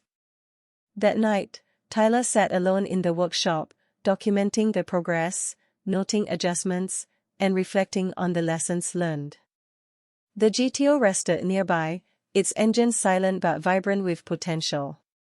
Tyler understood that restoration was a dialogue across time, a conversation between past and present, skill and intuition, patience and passion. Ross Valley, with its fog, mountains, and echoes of history, had provided the perfect backdrop for this resurrection. And as Tyler turned off the lights and stepped into the cool night air, he felt an unspoken connection to every mechanic, owner, and admirer who had ever encountered the GTO, understanding that their work had transcended the mere mechanical, touching something timeless and profoundly human. The following morning, Ross Valley greeted the restorers with a pale, golden light, filtering through the mist that lingered among the mountains like the ghost of a long-forgotten memory. Tyler arrived early, the crisp air sharpening his senses and heightening anticipation. The GTO sat in the center of the bay, its engine now fully operational, the gleam of freshly restored paint catching every shaft of light. The transformation from rusted relic to near perfection had created a tension in the workshop that was both electric and contemplative, a recognition that the journey was far from over, and yet the most challenging aspects were still ahead. Michael was already examining the car's undercarriage, focusing on suspension calibration and brake systems. The apprentices, eager to continue their learning, clustered around him, absorbing technical details, measurements, and the subtle nuances of mechanical behavior that only years of experience could truly teach. Tyler approached the driver's side, checking the alignment of panels, the fit of doors, and the precision of hinges. Every element, from chrome trim to interior upholstery, demanded scrutiny. He understood that perfection was not merely aesthetic, it was a delicate harmony between function, form, and historical fidelity. As Tyler worked, he reflected on the client's stories, letters, and memories. Each narrative detail he recalled informed the restoration process, guiding decisions that ensured the car's revival was not just physical but emotional and historical. The car was more than metal, it was a vessel of stories, experiences, and forgotten moments, now being gently coaxed back into the present. Mid-morning brought the challenge of the electrical system's final calibration. Tyler worked with a meticulous patience, connecting gauges, switches, and lighting circuits, ensuring responsiveness and accuracy. Each test illuminated minor discrepancies, subtle deviations that required adjustment and fine-tuning. The apprentices observed, their notebooks filling with diagrams, instructions, and observations that bridged theory with practical application. Michael supervised, offering insights, corrections, and encouragement, demonstrating the delicate balance between instruction and hands-on engagement. As the afternoon sun shifted across the workshop floor, Tyler turned his attention to the interior, which had now been largely reupholstered. Seats were aligned, door panels secured, and the dashboard's array of instruments polished to near perfection. He ran his hands along the surface of the steering wheel, appreciating the tactile connection between restorer and machine, understanding that these subtle interactions define the soul of the restoration. Clara, focused on a minor adjustment to the glove compartment, discovered a small engraving on the metal hinge, partially obscured by years of rust. With careful cleaning, the letters became visible, a signature, initials, and a date from the 1960s. Tyler examined it closely, realizing that even such a small, almost imperceptible mark carried the legacy of the car's origin. Each revelation, whether mechanical, historical, or emotional, enriched the narrative surrounding the GTO. Outside, a sudden gust of wind scattered fallen leaves across the workshop's entrance, reminding Tyler of the inexorable flow of time and nature. He paused, reflecting on the interplay between human effort and the forces of environment and decay that had challenged the restoration from the beginning. Every restored component was a victory over entropy, a triumph of dedication, skill, and reverence for history. By late afternoon, the focus shifted to test driving the vehicle beyond the confines of the workshop. Tyler, accompanied by Michael, carefully navigated the GTO along winding valley roads, paying close attention to throttle response, suspension behavior, and steering precision. The car responded beautifully, its engine purring like a contented predator, brakes precise, and the ride smooth yet firm. Each mile affirmed the restoration's success while highlighting areas requiring slight adjustments, a loose cable here, a minor misalignment there, challenges that, once addressed, would perfect the machine. The apprentices followed in a support vehicle, observing the road test, taking notes, and absorbing the lessons in real-time application. Tyler shared insights into problem-solving, the importance of observation, and the subtle cues that reveal underlying mechanical issues. As dust settled, the team returned to the workshop, the GTO gleaming under the fading light. Tyler and Michael began documenting the day's progress, noting adjustments, calibrations, and observations, aware that precise records would guide final refinements and ensure that every decision was traceable and reproducible. The client arrived unexpectedly in the evening, expressing a mix of curiosity and apprehension. He circled the GTO, hands lightly brushing the polished surface, eyes reflecting both nostalgia and anticipation. Tyler explained the work accomplished, the challenges overcome, and the minor adjustments planned for the following days. The client listened attentively, occasionally interjecting memories and anecdotes that further enriched the team's understanding of the car's significance. He recounted long-ago trips along the coast, rainy drives through misty forests, and nights when the GTO had carried him and companions on journeys filled with laughter, uncertainty, and fleeting joy. Tyler felt a profound responsibility to honor these experiences, ensuring that the restoration preserved both mechanical integrity and the emotional essence of the vehicle. Later that evening, Tyler stayed behind in the quiet workshop, adjusting wiring looms, inspecting engine mounts, and verifying torque specifications. The rhythm of the work was meditative, a sequence of deliberate actions punctuated by moments of reflection and appreciation. The GTO, though silent, radiated a presence that seemed almost sentient, a subtle reminder of the lives and stories intertwined with its existence. Michael joined him, carrying a lantern that cast warm light across the engine bay. He placed a hand on Tyler's shoulder, a gesture of acknowledgement and camaraderie. "You're doing more than restoring a car," he said softly. "You're reconnecting the past with the present, making sure that stories, memories, and craftsmanship survive." Tyler nodded, understanding the weight of those words. Restoration was not merely a technical endeavor, it was a dialogue across time, a negotiation between memory, history, and skill. The following day introduced another layer of complexity. The brake system required complete replacement due to years of corrosion and wear. Tyler and Michael meticulously removed components, replacing calipers, pads, lines, and master cylinders with a balance of authenticity and modern reliability. The apprentices participated, learning the delicate art of brake restoration, the critical importance of safety, and the nuanced techniques that preserve both historical accuracy and functional integrity.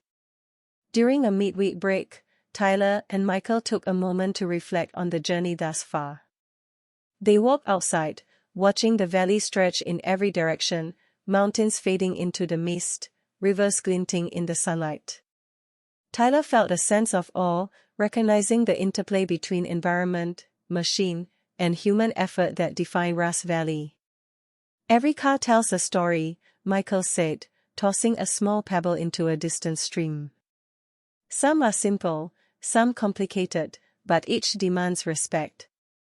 Tyler absorbed the statement, realizing that the GTO's narrative had become an inseparable part of his own experience, shaping decisions, emotions, and aspirations. By the end of the week, the mechanical and aesthetic restoration was nearly complete. Tyler conducted final adjustments to the engine, ensuring optimal timing, fuel mixture, and ignition sequences. Michael finalized suspension calibrations and verified chassis alignment, while apprentices completed interior detailing, polishing chrome, and securing upholstery. Every element was scrutinized, refined, and harmonized, creating a vehicle that was both a technical marvel and a historical artifact. The moment of truth arrived as Tyler prepared for the first extended drive beyond the valley. The GTO, engine humming with restrained power, exuded a presence that demanded respect. Tyler eased the car onto open roads, navigating curves, inclines, and descents, testing the harmony of steering, brakes, engine response, and suspension. Each mile confirmed the success of their restoration, the vehicle responding with authority, elegance, and the unmistakable vitality of a machine reborn. Observing from behind in a support vehicle, the apprentices took careful notes, absorbing lessons in real-time application, troubleshooting, and the subtle communication between driver and machine. Tyler shared insights, explained adjustments, and highlighted the importance of sensitivity to mechanical nuance. As the sun dipped below the mountains, painting the valley in shades of amber and violet, Tyler returned the GTO to the workshop, parked it carefully, and conducted a final inspection. Every bolt, every panel, every line of chrome reflected the dedication, skill, and respect invested in its revival. The workshop, now quiet, seemed to acknowledge the completion of a significant chapter in the car's history. That night, Tyler remained in the bay, documenting observations, reflecting on challenges, and considering the broader implications of their work. The GTO rested nearby, its engine silent but imbued with a vitality that suggested it had absorbed the reverence, effort, and stories of those who had restored it. Tyler recognized that restoration was a living process, one that demanded ongoing attention, care, and understanding, yet he also acknowledged that the most critical stages had been achieved, the GTO had been resurrected, its soul preserved, and its story honored. The client visited once more the next morning, marveling at the transformation. He recounted final anecdotes, shared laughter and tears, and expressed gratitude that transcended simple words. Tyler and Michael understood that their work had bridged generations, connected stories, and preserved history in a tangible form. As the client departed, leaving the GTO in the safe hands of the team for minor final adjustments, Tyler walked around the car, fingers brushing chrome edges, paint, and upholstery, appreciating not just the vehicle's mechanical perfection but its emotional resonance.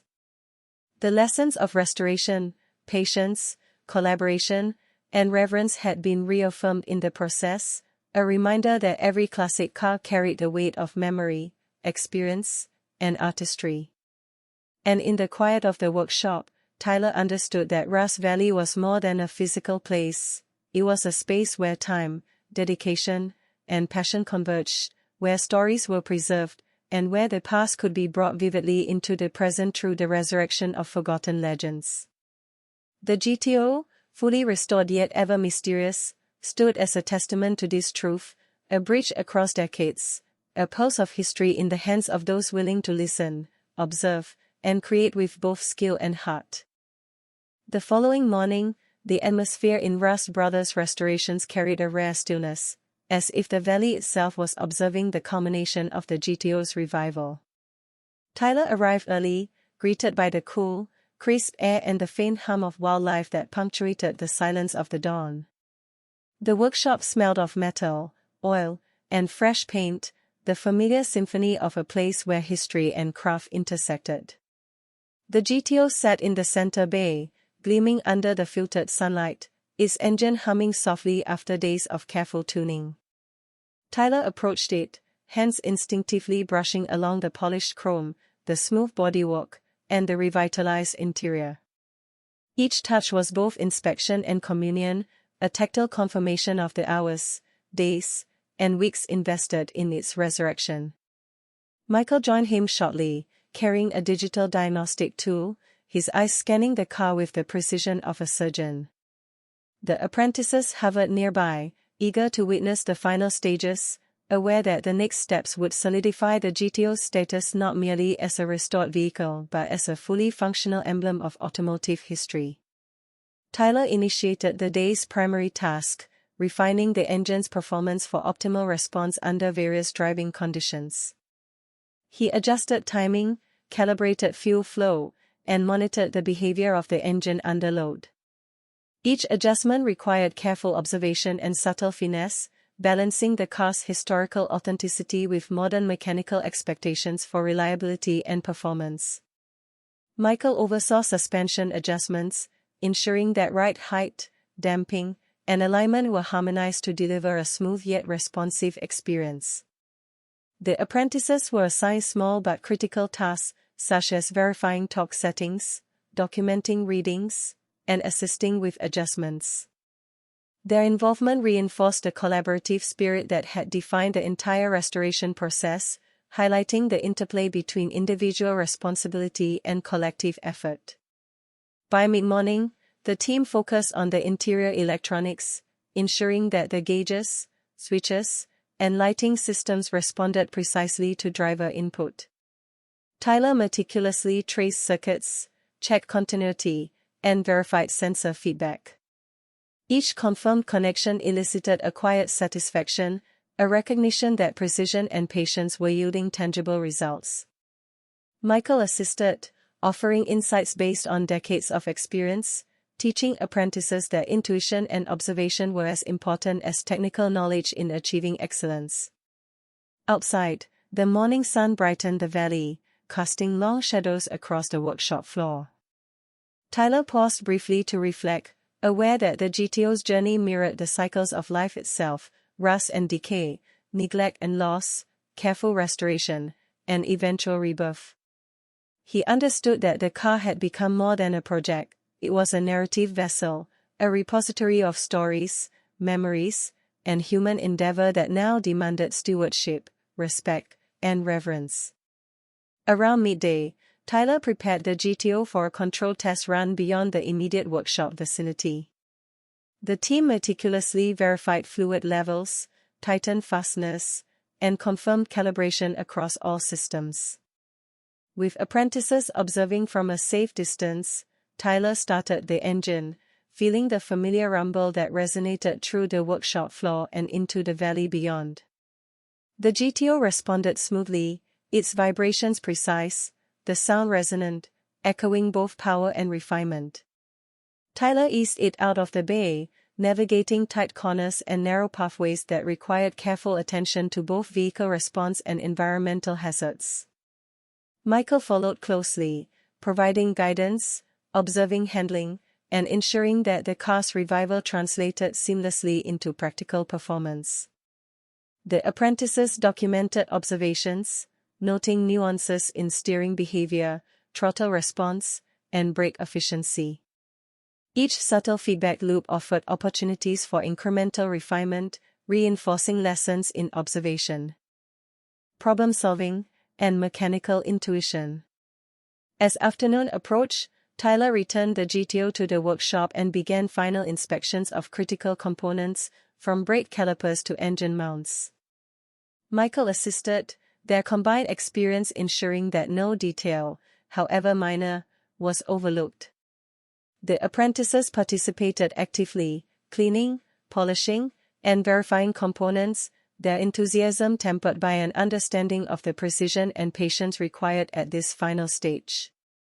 Later that day, Clara discovered another small artifact tucked beneath the carpet near the rear seat, a faded photograph, edges curled, depicting the original owner of the GTO with a group of friends, smiling on a sunny road trip. Tyler carefully examined it, feeling the weight of decades preserved in a simple image. The photograph became a focal point for discussion, linking the restoration not only to mechanical excellence but to the preservation of human stories, experiences, and emotions intertwined with the car. Tyler displayed the photograph prominently in the workshop, a reminder to the team that every action, adjustment, and repair was part of a larger narrative, one that transcended the technical and touched upon memory, legacy, and human connection. Over the next 2 days, the team focused on aesthetic finalization, polishing chrome, ensuring paint consistency, detailing interior surfaces, and verifying the alignment and fit of every component. Tyler emphasized that the GTO's visual presence was as significant as its mechanical integrity, reflecting both the pride of craftsmanship and the respect for historical authenticity. Apprentices learned the subtle techniques of finishing work, buffing paint without creating swirl marks, aligning panels to achieve flawless gaps, and ensuring tactile surfaces felt authentic to the period while maintaining functionality. On the third day, Tyler conducted a comprehensive systems check, running the GTO through a battery of performance and safety tests. The engine responded flawlessly across RPM ranges, brakes demonstrated precise stopping power, steering feedback was direct and responsive, and suspension dynamics provided a balance of comfort and control. Every component worked in concert, creating an experience that honored the vehicle's legacy while ensuring reliability for modern use. Michael and Tyler discussed adjustments in quiet tones, making minor refinements to optimize performance without compromising authenticity. The apprentices observed, absorbing lessons in systems integration, problem-solving, and the balance between restoration and practical functionality. That evening, Tyler sat alone in the workshop, reflecting on the journey. From the initial discovery of the rusted, neglected GTO to its transformation into a gleaming, operational masterpiece, the process had demanded dedication, patience, creativity, and respect for history. He felt a profound connection to the vehicle, the valley, and the human narratives intertwined with both. The following morning marked the penultimate stage, preparing the GTO for the client's arrival and the ceremonial handover. Tyler, Michael, and the apprentices conducted a final detailed inspection, verifying that every bolt was tightened, every panel aligned, every gauge functional, and every aesthetic detail perfected. The workshop buzzed with quiet anticipation, a shared understanding that the culmination of their labor was imminent. Tyler carefully cleaned the engine bay, polished chrome surfaces, and detailed interior panels. Michael fine-tuned suspension and brake settings one final time, ensuring optimal balance and safety. Apprentices meticulously applied finishing touches, polishing surfaces, checking fasteners, and verifying alignment. Each action reflected not only skill but reverence for the GTO's history and the stories it carried. Mid-morning, the client arrived, greeted by the gleaming GTO in the center of the bay. His eyes widened, reflecting a mixture of astonishment, nostalgia, and quiet joy. He circled the vehicle, fingers lightly brushing polished surfaces, chrome accents, and interior stitching, absorbing the meticulous care invested in every detail. Tyler explained the steps taken: mechanical restoration, engine calibration, suspension tuning, interior refurbishment, electrical systems verification, and aesthetic finalization. The client listened attentively, occasionally interjecting personal memories, anecdotes, and emotional reflections tied to the GTO's past.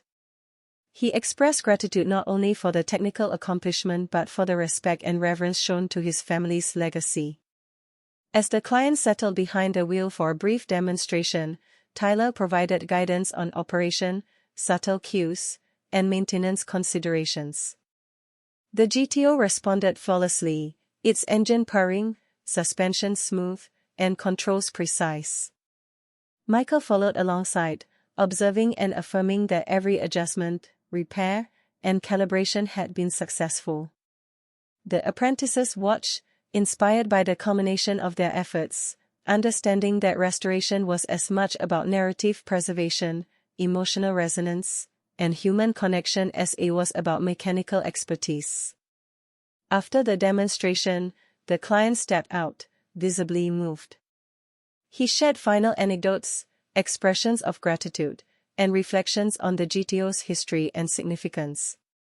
Tyler felt a deep satisfaction, recognizing that their work had bridged generations, preserved memories, and allowed history to live once more in the form of a fully operational, lovingly restored vehicle.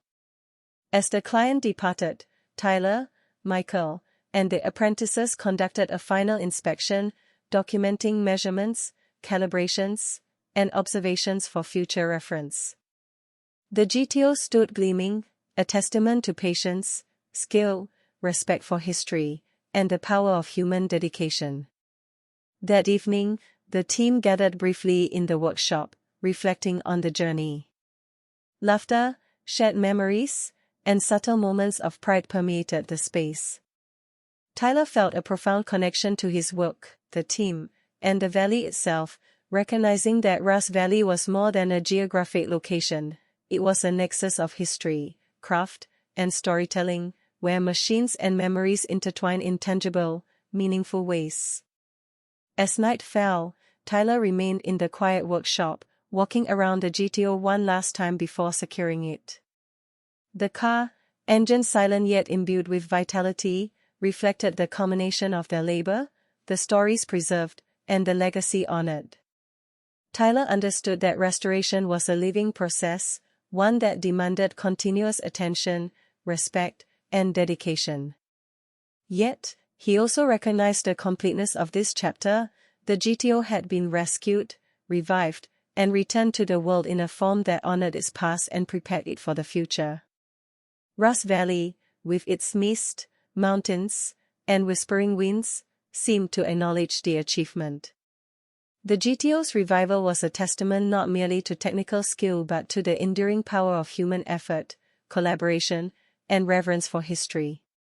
And as Tyler switched off the workshop lights, stepping into the cool night air, he felt the quiet triumph of having preserved not only a car but a story, a memory, and a piece of living history that would continue to resonate for generations to come. The morning after the client's departure dawned crisp and clear over Russ Valley, the pale sunlight slicing through lingering mist that clung stubbornly to the valley floor. Tyler arrived at the workshop with a sense of anticipation tinged with reflection. The GTO had been returned to the world, yet in his mind, the work was far from complete. Restoration, he had learned, was never solely about the mechanical resurrection of a machine. It was about the preservation of memory, the curation of stories, and the cultivation of human connection through shared endeavor. Michael was already in the main bay, inspecting the underside of the GTO once more, ensuring that every newly installed component had settled correctly after the road tests. The apprentices filtered in slowly, their energy tempered by the awe inspired by the car's presence and the weight of lessons learned in the previous weeks. Tyler approached the GTO, placing a hand lightly on the hood, feeling the residual vibration of the engine's previous runs. Even in silence, the car seemed alive, a pulse that reminded him of the delicate balance between motion and stillness, past and present. He began the day by reviewing the maintenance logs, calibration sheets, and photographic records compiled during the restoration. Each entry served as both a practical reference and a narrative chronicle, documenting the transformation of the GTO from neglected relic to functional masterpiece. Tyler meticulously checked notes on torque specifications, suspension alignments, engine tuning, and interior adjustments, ensuring that no detail was overlooked. Outside, the valley was awakening fully, the mist lifting slowly to reveal rolling hills, dense clusters of pine trees, and the distant glimmer of rivers reflecting morning light. Tyler took a moment to breathe deeply, appreciating the interconnectedness of environment, history, and human endeavor. Russ Valley was more than a backdrop for restoration. It was a participant, influencing decisions, shaping perceptions, and offering lessons in patience, observation, and harmony with natural rhythms. By mid-morning, Tyler, Michael, and the apprentices had set their sights on a new project, minor customizations and optimizations to enhance the GTO's usability without compromising historical integrity. Tyler focused on subtle adjustments to the clutch mechanism, refining engagement and pedal response, while Michael supervised calibration of the steering column and brake pedal feel. Apprentices assisted, measuring, documenting, and applying corrections under the close guidance of their mentors. The workshop resonated with the quiet hum of tools, punctuated by occasional clicks, scrapes, and the murmur of discussions on precision, technique, and problem-solving. Clara and another apprentice worked on detailing the interior further, carefully polishing chrome, aligning panels, and verifying the fit of seat mechanisms. Tyler observed, offering gentle guidance and insights into the subtle interplay between tactile sensation and mechanical function. He emphasized that restoration was not simply about appearance or performance, it was about creating a cohesive experience, one in which every action, surface, and interface communicated the car's historical and emotional authenticity. As the afternoon progressed, Tyler turned his attention to the GTO's fuel delivery system, performing a series of diagnostic tests to ensure that fuel flow, pressure, and combustion were optimized. The engine responded with a smooth, controlled rhythm, every cylinder firing in harmony, producing a sound that was simultaneously mechanical, musical, and deeply evocative of the era it represented. Michael suggested minor tweaks to ignition timing and air-fuel mixture, highlighting the delicate balance between achieving historical accuracy and ensuring modern reliability. The apprentices recorded every adjustment, asked thoughtful questions, and gained insight into the iterative nature of mechanical refinement, understanding that perfection was a process rather than a single event. By late afternoon, the focus shifted to safety systems, brakes, suspension, tires, and steering. Tyler and Michael inspected components repeatedly, tested responsiveness, and conducted control maneuvers within the workshop's parking area. The GTO responded consistently, its performance reaffirming the quality of restoration and the meticulous care invested in each aspect of the vehicle. Outside, the valley's light softened into warm amber tones, casting elongated shadows that danced across the workshop floor. Tyler paused to admire the scene, reflecting on the passage of time, the impermanence of rust and decay, and the power of human effort to restore, preserve, and celebrate legacy. It was in these moments of reflection that Tyler found both inspiration and clarity, understanding that restoration was as much a philosophical practice as it was a mechanical one, a dialogue between past and present, skill and intuition, patience and passion.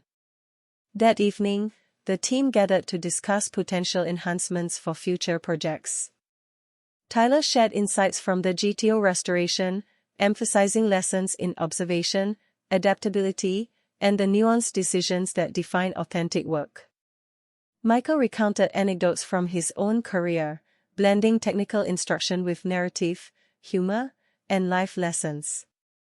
The apprentices absorbed the discussion, contributing ideas, asking questions, and demonstrating a growing comprehension of the complex interplay between craftsmanship, history, and storytelling inherent in classic car restoration.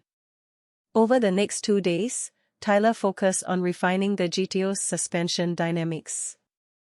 Minor adjustments to damping rates, spring tension, and alignment were performed in iterative cycles, each test run revealing subtle differences in handling, stability, and ride comfort.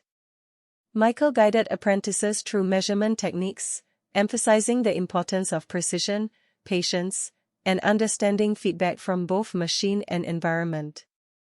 The GTO responded beautifully, its behavior on curves, inclines, and straightaways reflecting the combination of careful calibration, mechanical skill, and intimate familiarity with its components. Meanwhile, Clara and the other apprentices completed finishing touches on interior details, polishing wood panels, aligning upholstery, and installing subtle accessories that preserve the vehicle's historical authenticity while enhancing functionality. Tyler supervised, offering guidance on visual consistency, tactile feel, and the subtle art of harmonizing aesthetics with mechanical design.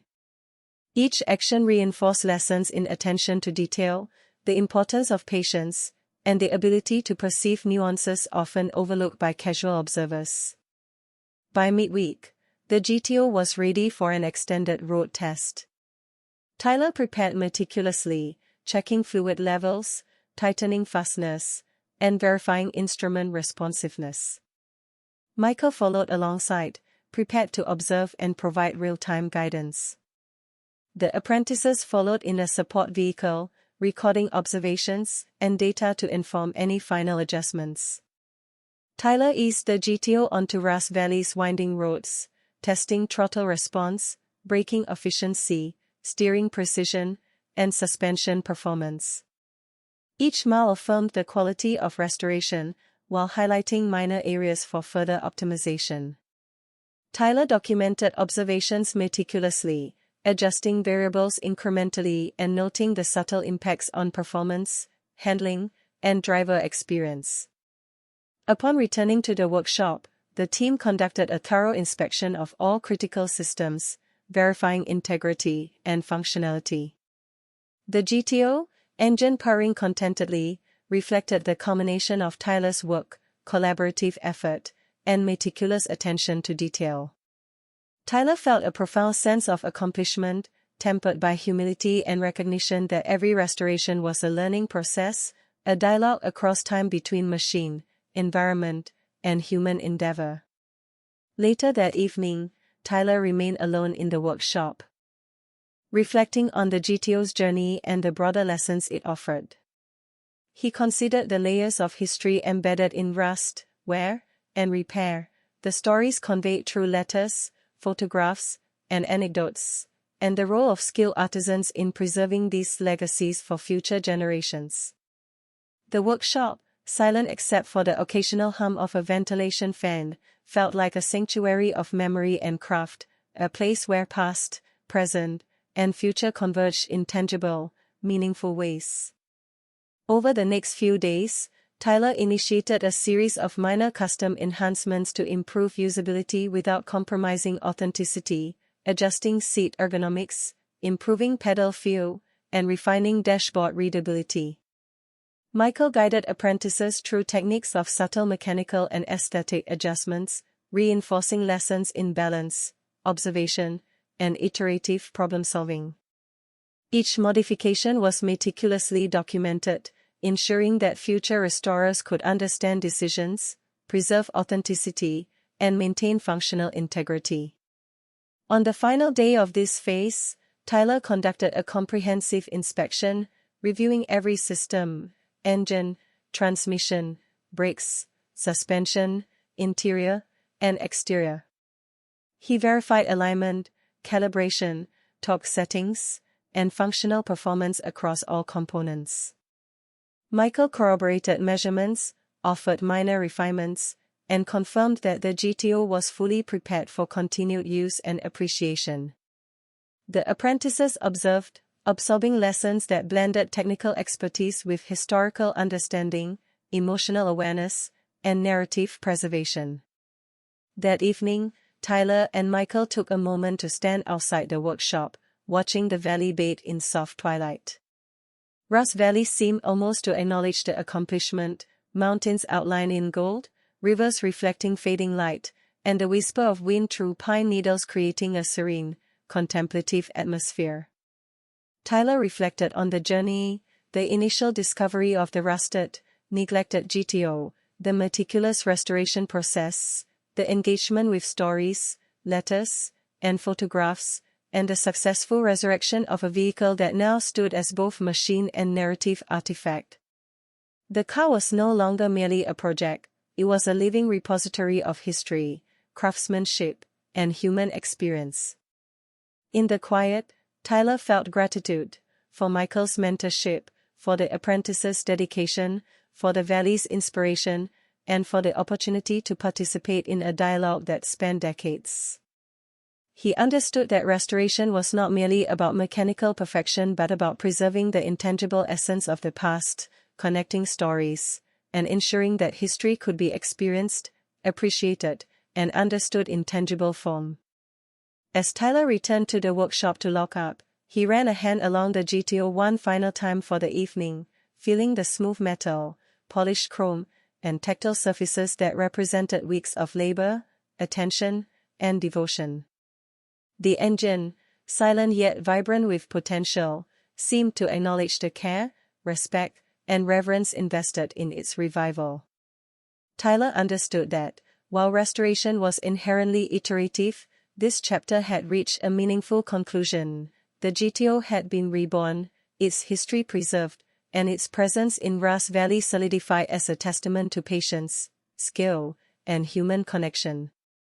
He turned off the lights, stepped into the cool night air, and felt a profound sense of accomplishment, awareness, and anticipation for future endeavors. The GTO rested nearby, gleaming under the stars, ready to continue its journey both on the road and through the stories it carried, a bridge between past and present, memory and experience, human effort and timeless craftsmanship. The morning air in Ross Valley carried a distinct chill, hinting at the coming winter while simultaneously infusing the workshop with clarity and focus. Tyler arrived early, the sky tinged with pale gold as sunlight filtered through the trees and mist that clung stubbornly to the valley floor.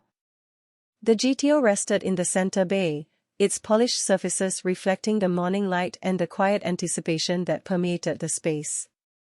After days of meticulous restoration, minor adjustments, and rigorous testing, the car had reached a state of near perfection, yet Tyler knew that every vehicle carried latent surprises, challenges that could emerge when least expected.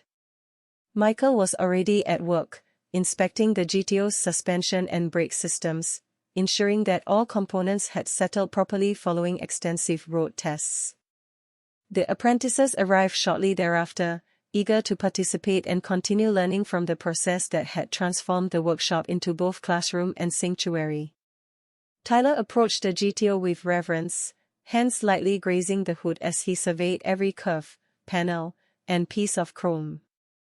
He reflected on the letters, photographs, and anecdotes discovered during the restoration, recognizing that the vehicle's history was as much a part of its essence as the engine, suspension, or bodywork. Each artifact had informed decisions made throughout the restoration, shaping a delicate balance between mechanical accuracy and historical fidelity. Mid-morning brought a new challenge, optimizing the GTO's carburetor and fuel delivery system for consistent performance under varied conditions. Tyler worked meticulously, adjusting jets, calibrating fuel pressure, and monitoring airflow, while Michael oversaw, providing insights born of decades of experience. The apprentices assisted with measurements, documentation, and component verification, learning the nuanced art of incremental adjustments, problem-solving, and attention to subtle mechanical feedback. Outside, the valley basked in a rare clarity, sunlight danced across the rivers, pine trees shimmered with residual moisture from recent rains, and distant mountains were outlined sharply against the sky. Tyler paused, drawing inspiration from the interplay of natural order, decay, and restoration. Russ Valley was more than a location, it was an active participant in their craft, teaching lessons of patience, observation, and harmony with both environment and machine. By noon, the GTO had been fine-tuned, responding smoothly to throttle, steering, and braking inputs. Tyler performed a series of control maneuvers within the workshop parking area, testing suspension response, brake balance, and overall handling. Michael observed closely, offering minor refinements and confirming that adjustments preserved the historical integrity of components while enhancing performance and safety. The apprentices took careful notes, understanding that the iterative nature of testing, observation, and adjustment was critical to the success of any restoration. In the afternoon, Tyler shifted attention to interior optimization, ensuring that seating, pedals, steering column, and controls align precisely with ergonomic considerations while remaining true to historical specifications. Clara and another apprentice worked on polishing and aligning interior components, paying close attention to chrome trim, stitching, and the subtle tactile cues that connected driver to machine. Tyler emphasized that restoration was not only about functionality but about creating a coherent sensory experience, a tactile, visual, and auditory harmony that allowed the vehicle's history to be felt and appreciated. Later, Tyler discovered a minor issue with the electrical system, a slightly corroded connection in the dashboard harness causing intermittent gauge readings. He worked carefully to clean, solder, and secure the connection, emphasizing to the apprentices the importance of meticulous inspection and the willingness to address small issues before they evolve into larger complications. Michael observed the process, explaining the principles of current flow, resistance, and historical wiring design, weaving technical instruction with practical guidance in real time. By late afternoon, all adjustments had been completed, and the GTO was prepared for an extended test run along the winding roads of Russ Valley. Tyler, accompanied by Michael, eased the car onto familiar routes, testing throttle response, handling, and braking across a variety of conditions. The engine responded with smooth precision, the suspension absorbed undulations effortlessly, and the vehicle's alignment maintained perfect stability. Every mile reinforced the team's confidence, revealing the success of both restoration and iterative fine-tuning. The apprentices followed in a support vehicle, recording observations, noting subtle behaviors, and gaining invaluable first-hand insight into the complex interplay between mechanical systems, environmental factors, and driver input. After returning to the workshop, Tyler and Michael conducted a thorough post-run inspection, verifying torque settings, fluid levels, and component integrity. The GTO stood gleaming in the fading sunlight, a symbol of patient labor, technical skill, and respect for history. That evening, Tyler remained in the workshop alone for a period of reflection and documentation. He catalogued observations, minor adjustments, and lessons learned, aware that detailed records would serve as both technical reference and historical archive. The GTO rested nearby, engine silent but exuding the quiet vitality of a machine fully restored and deeply respected. As night fell over Ross Valley, Tyler stepped outside, absorbing the serene beauty of the valley illuminated by the moon. The mountains cast long shadows, rivers reflected pale light, and the faint hum of nocturnal wildlife punctuated the stillness. Tyler felt the profound weight and satisfaction of having participated in a dialogue across time, connecting past craftsmanship, human experience, and modern skill in a tangible and meaningful way. Over the next 2 days, the workshop focused on subtle aesthetic enhancements, emphasizing both historical accuracy and sensory cohesion. Tyler supervised polishing chrome, correcting minor paint imperfections, and verifying alignment and finish consistency. Michael guided apprentices in detailing techniques, explaining the importance of observing small inconsistencies that could affect both appearance and perception of authenticity.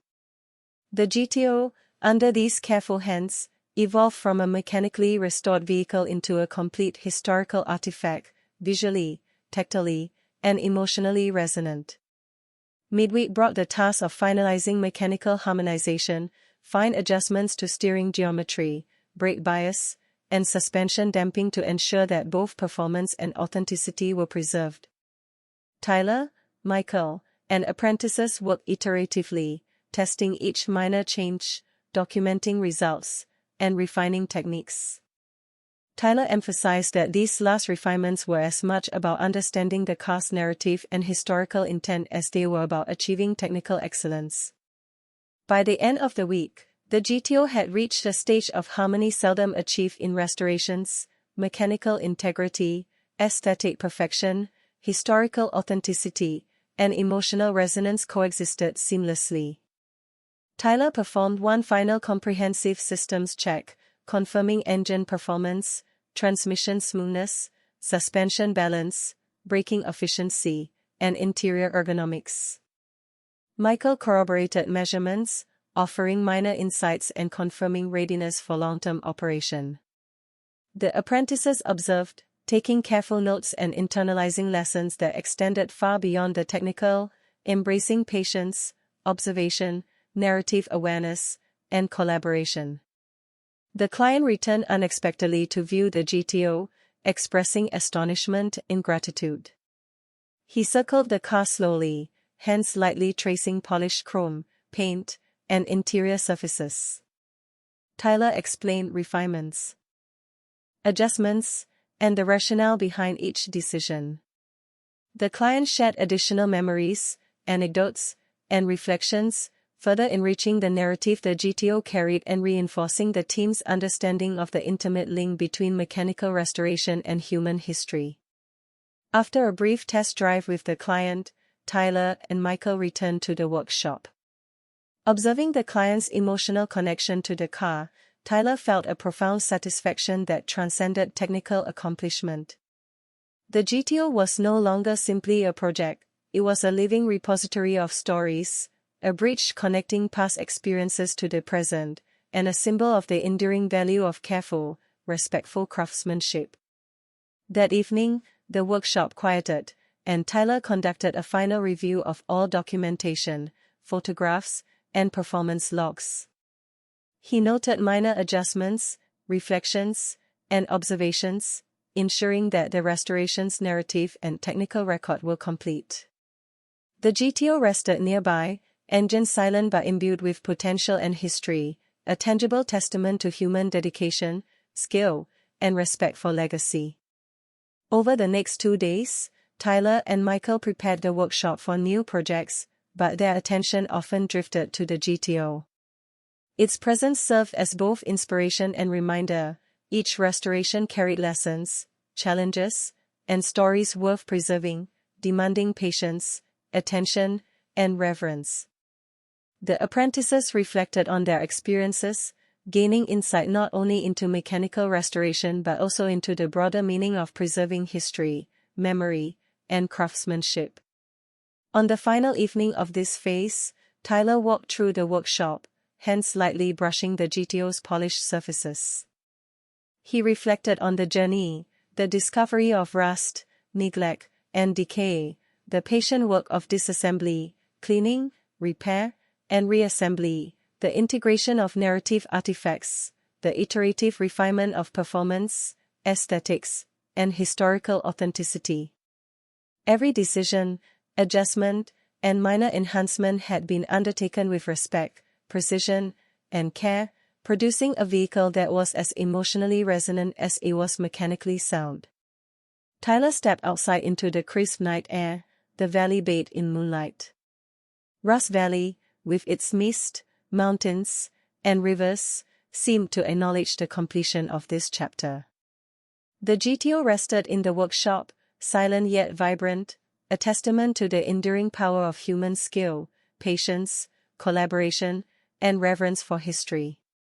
Tyler understood that restoration was an ongoing dialogue between past and present, machine and artisan, memory and material, but that this phase had reached a meaningful conclusion. The GTO had been resurrected, its story preserved, and its presence in Rust Valley solidified as a tangible embodiment of legacy, craftsmanship, and human connection.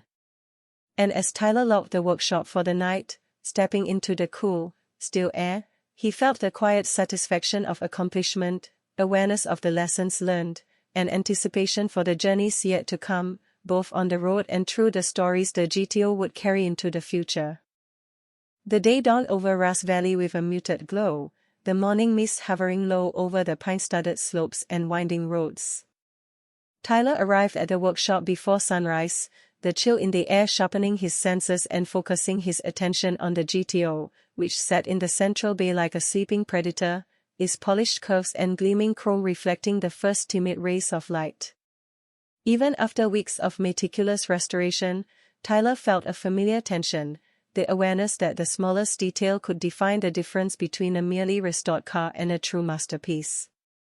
Michael was already at work, carefully inspecting the suspension geometry, examining control arms, shock mounts, and bushings for subtle variances that might affect handling. The apprentices trickled in, notebooks and cameras at the ready, eager to observe the final refinement phase and to absorb lessons in patient observation, iterative problem-solving, and mechanical intuition.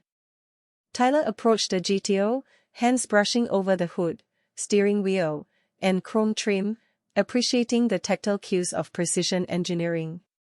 He recalled the original letters and photographs provided by the client, memories captured in fading ink and yellowed edges, and understood how deeply human history could be intertwined with mechanical form. Today's goal was clear: perfect performance, harmonize aesthetics, and preserve historical authenticity, while teaching the apprentices the delicate balance between technical mastery and reverence for the vehicle's story. Mid-morning brought the first technical challenge, a slight inconsistency in the carburetor's fuel delivery under load. Tyler carefully removed the air cleaner and began a painstaking inspection, cleaning jets, checking float levels, and verifying linkage alignment. Michael supervised closely, explaining the principles of airflow, fuel mixture, and throttle response. The apprentices measured, documented, and suggested minor adjustments, each iteration refining not only the mechanical function but also their understanding of the complex dance between components, calibration, and driver input. After a series of delicate modifications, the engine settled into a smooth, consistent rhythm. The GTO responded to throttle with precision and vitality, every cylinder firing in synchrony. Tyler listened to the sound of the engine, the combination of metallic resonance and control power telling him more than any gauge could. Outside, the valley basked in warm morning light, rivers glinting like molten silver, mist retreating slowly up the mountainsides. Tyler paused to breathe in the air, reflecting on the interconnection between human craft, natural rhythm, and the passage of time. Ross Valley had not been a mere backdrop, it had actively shaped the pace, patience, and sensitivity of the restoration process. By noon, attention turned to the interior.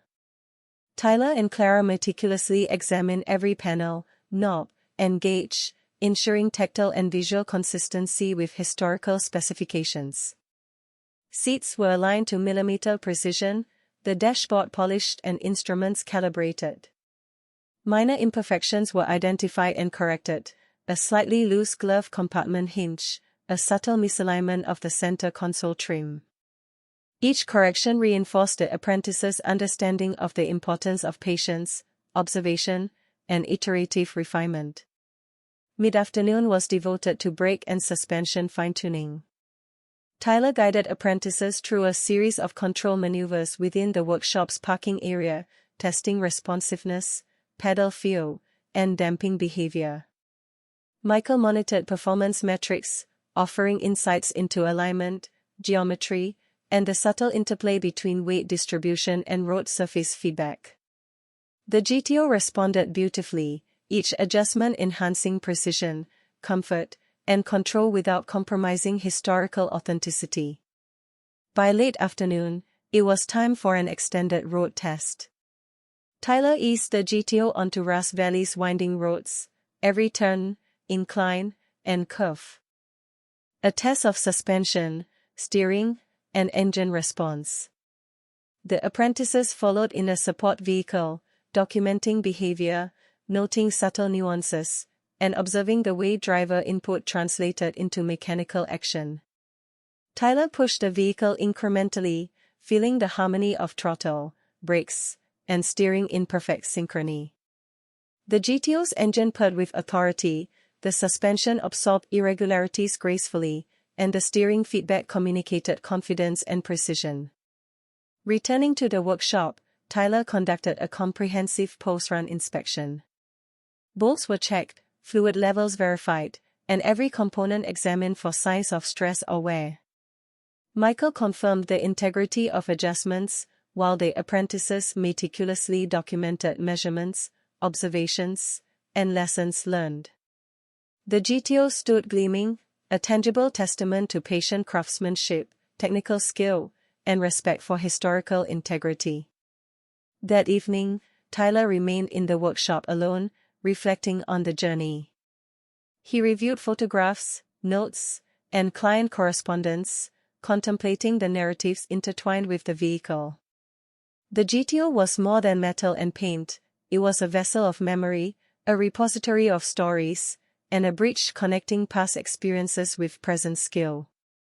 Ross Valley, quiet in the fading light, seemed to acknowledge the completion of this phase, its mountains, rivers, and pines serving as both audience and collaborator in the restoration's unfolding. Over the next 2 days, the team focused on aesthetic refinements.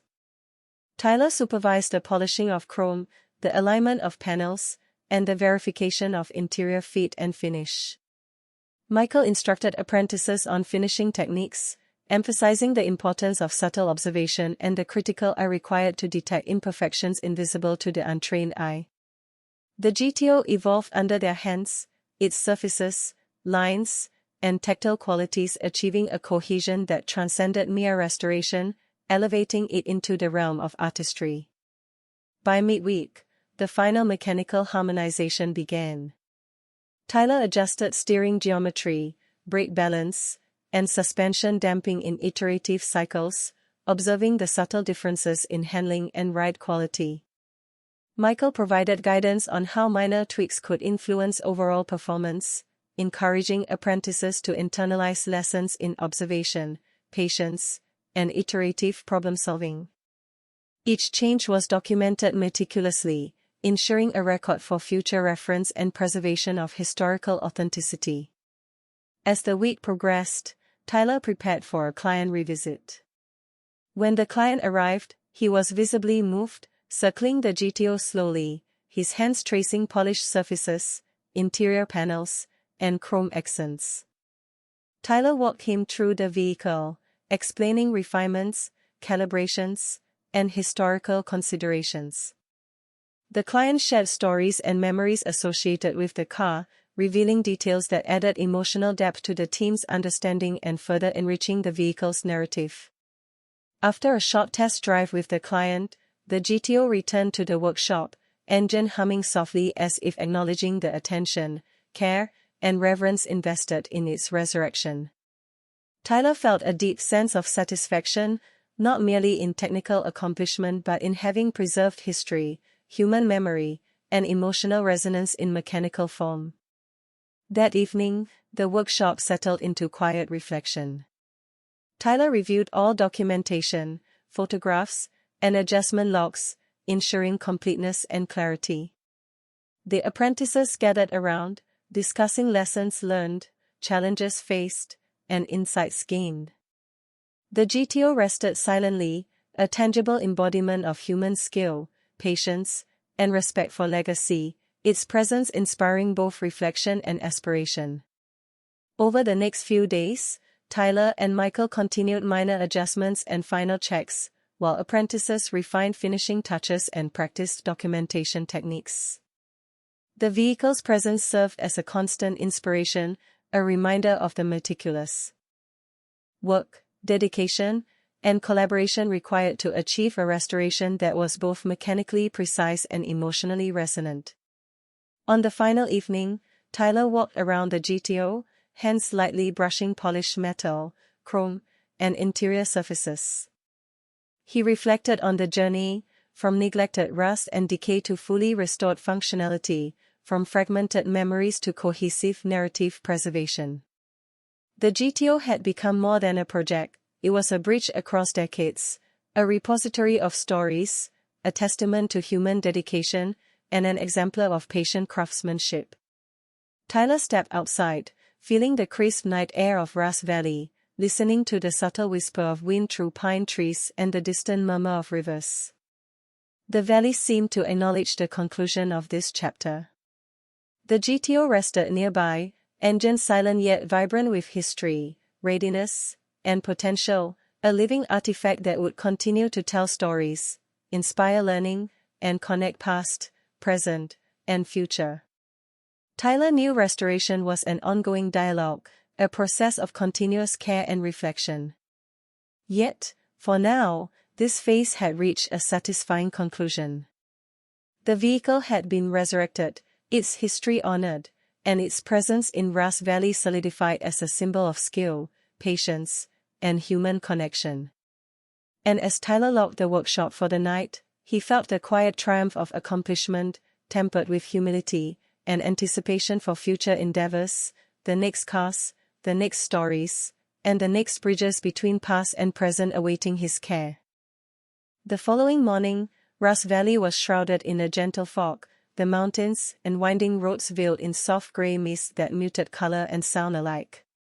Tyler arrived at the workshop before sunrise, the cold air invigorating his senses and sharpening his focus as he approached the GTO, which sat in the central bay like a treasure waiting to be reawakened. Despite the completion of the extensive restoration, Tyler knew that perfection was a moving target. Subtle adjustments, environmental influences, and unforeseen behaviors could always reveal themselves once the vehicle was exposed to real-world conditions.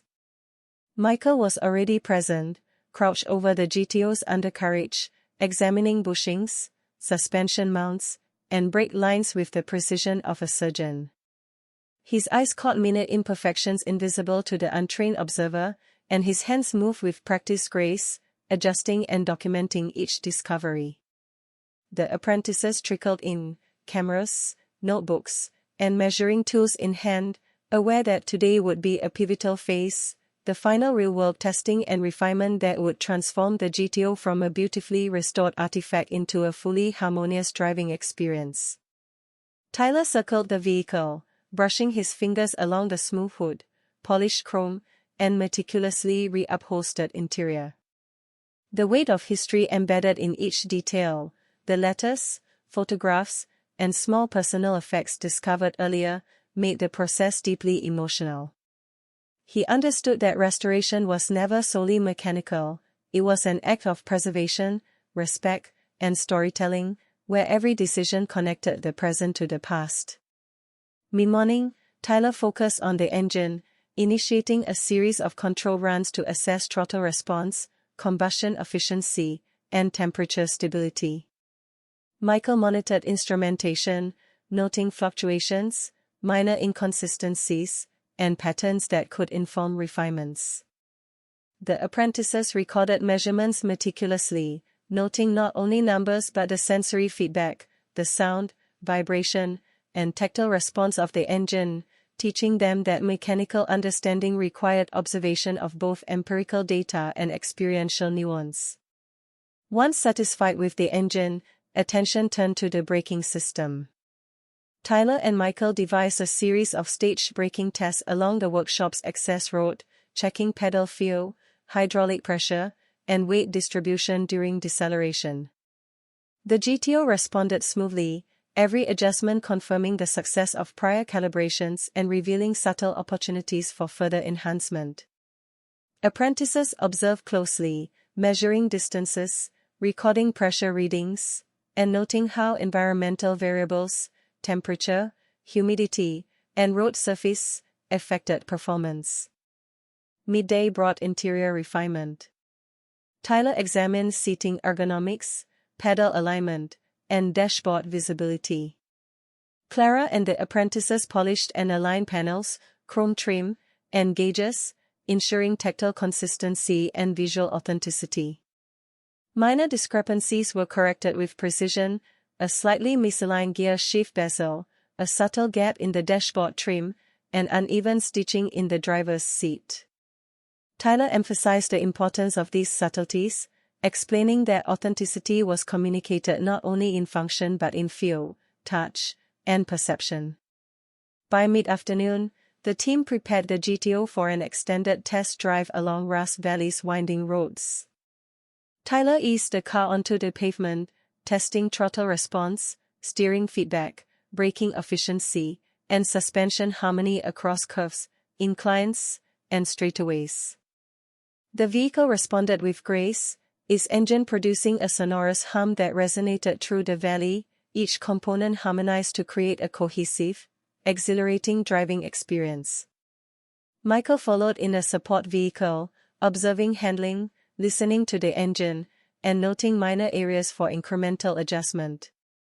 The apprentices, documenting and discussing their observations, gained invaluable insight into the subtle interplay between driver input, mechanical response, and environmental influence. Returning to the workshop, Tyler conducted a thorough inspection of all systems. Torque settings, fluid levels, alignment, and component integrity were verified with meticulous care. Michael corroborated measurements, offering minor refinements to brake balance and suspension damping, while apprentices reviewed and cross-checked their notes to ensure consistency and accuracy. The GTO, gleaming under the workshop lights, seemed to radiate a quiet vitality, its presence a tangible testament to weeks of collaborative labor, precision, and careful stewardship. That evening, Tyler reflected on the process alone in the workshop, reviewing logs, photographs, and client-provided artifacts. He contemplated the stories embedded in the GTO, the personal histories revealed through letters, photographs, and small mementos. Restoration, he realized, was as much an exercise in empathy and narrative preservation as it was in mechanical skill. Each action, adjustment, and observation was a dialogue with the past, bridging decades and human experience. Over the next 2 days, the team focused on aesthetic perfection and sensory harmonization. Tyler supervised polishing of chrome, alignment of exterior panels, and verification of interior consistency, ensuring that visual and tactile experiences aligned with historical fidelity. Michael instructed apprentices on finishing techniques, demonstrating the subtleties of pressure, motion, and sequencing required to achieve a flawless finish. The GTO evolved under their hands, not merely as a restored vehicle but as a harmonious, historically faithful artifact, capable of conveying emotion, story, and skill simultaneously. By midweek, final mechanical harmonization took priority. Tyler and Michael performed iterative adjustments on steering geometry, brake bias, and suspension damping. Each refinement was tested through control maneuvers, with observations carefully documented. Minor tweaks altered vehicle behavior subtly, improving stability, responsiveness, and ride comfort without compromising historical accuracy. Apprentices internalized lessons in observation, patience, and iterative problem-solving, understanding that true mastery lay in perceiving nuances invisible to casual inspection. Later, the client returned for a surprise visit, his eyes widening at the sight of the GTO gleaming in the workshop. He moved slowly around the vehicle, tracing polished chrome, inspecting panel alignment, and gently testing the interior components. Tyler guided him through the refinements and minor adjustments, explaining the rationale behind every decision and calibration. The client shared memories and anecdotes associated with the GTO, providing further depth to its story and enhancing the team's appreciation of the vehicle's emotional significance. After a brief demonstration drive with the client, the GTO returned to the workshop, engine humming softly, as if acknowledging the care, attention, and respect invested in its resurrection. Tyler felt a profound sense of accomplishment. The car was no longer merely a project, it was a vessel of stories, a bridge across generations, and a testament to the value of patience, skill, and dedication. That evening, the workshop fell silent, the only sounds being the faint hum of ventilation and the distant whisper of wind through Ross Valley pines. Tyler conducted a final review of documentation, photographs, and adjustment logs, ensuring a complete record of the restoration process. The apprentices gathered to reflect, discussing lessons learned, challenges faced, and insights gained, understanding that this experience extended beyond mechanical skill into narrative preservation, collaboration, and mindful observation. Over the next few days, Tyler and Michael continued minor adjustments and finishing touches.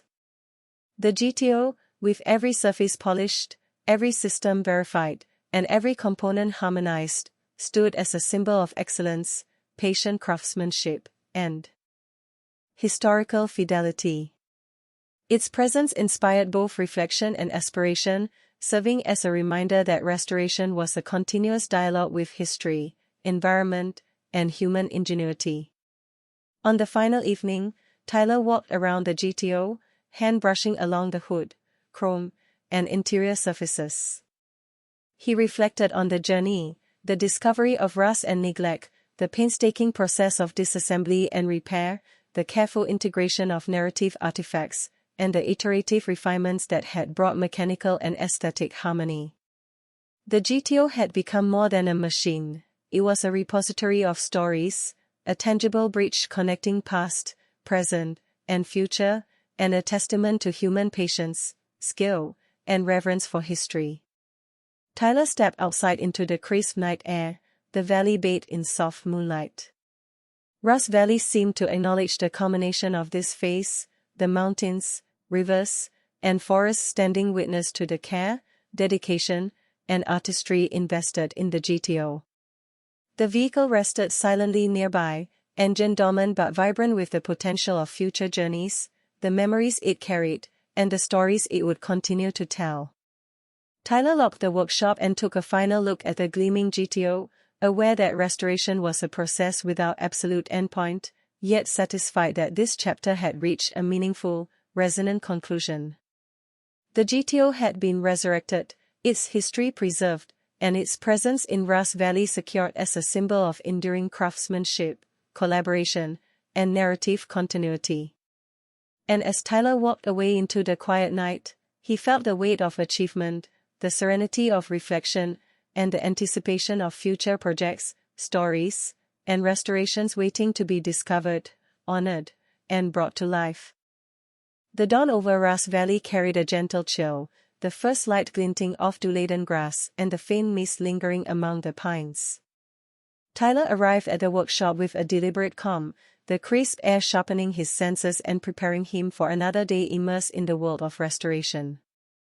The GTO rested in the central bay, its polished chrome and gleaming body reflecting the soft amber light. Even after weeks of meticulous work, Tyler felt the quiet weight of anticipation. The road ahead, though familiar, held small challenges and discoveries that could not be foreseen until the vehicle was exposed to extended operation. Michael was already at work, crouched under the GTO, checking suspension mounts, brake lines, and bushings with precise hands and keen eyes, noting subtle irregularities that might influence performance. The apprentices arrived shortly thereafter, notebooks, cameras, and measuring tools in hand, their energy tempered by awe, curiosity, and the desire to internalize every lesson. Tyler circled the GTO, hands tracing polished surfaces, smooth contours, and the carefully restored interior. Each touch was both inspection and reverence, a meditation on the combination of mechanical excellence and historical preservation. He thought of the letters and photographs uncovered early in the project, the stories and memories that guided every choice. Mid-morning brought focus on engine optimization. Tyler started the car, listening to the subtle rhythm of pistons, valves, and exhaust as the engine warmed. He began a series of incremental adjustments to timing, carburation, and fuel mixture, carefully noting every response. Michael supervised closely, offering guidance and subtle insights from decades of experience, while apprentices recorded data, took photographs, and observed the nuanced interactions between adjustment and performance. The GTO responded beautifully, each modification refining performance, smoothness, and reliability. By late morning, attention turned to braking and suspension calibration. Tyler conducted staged maneuvers on the workshop's access roads, testing brake response, pedal pressure, and suspension damping under controlled conditions.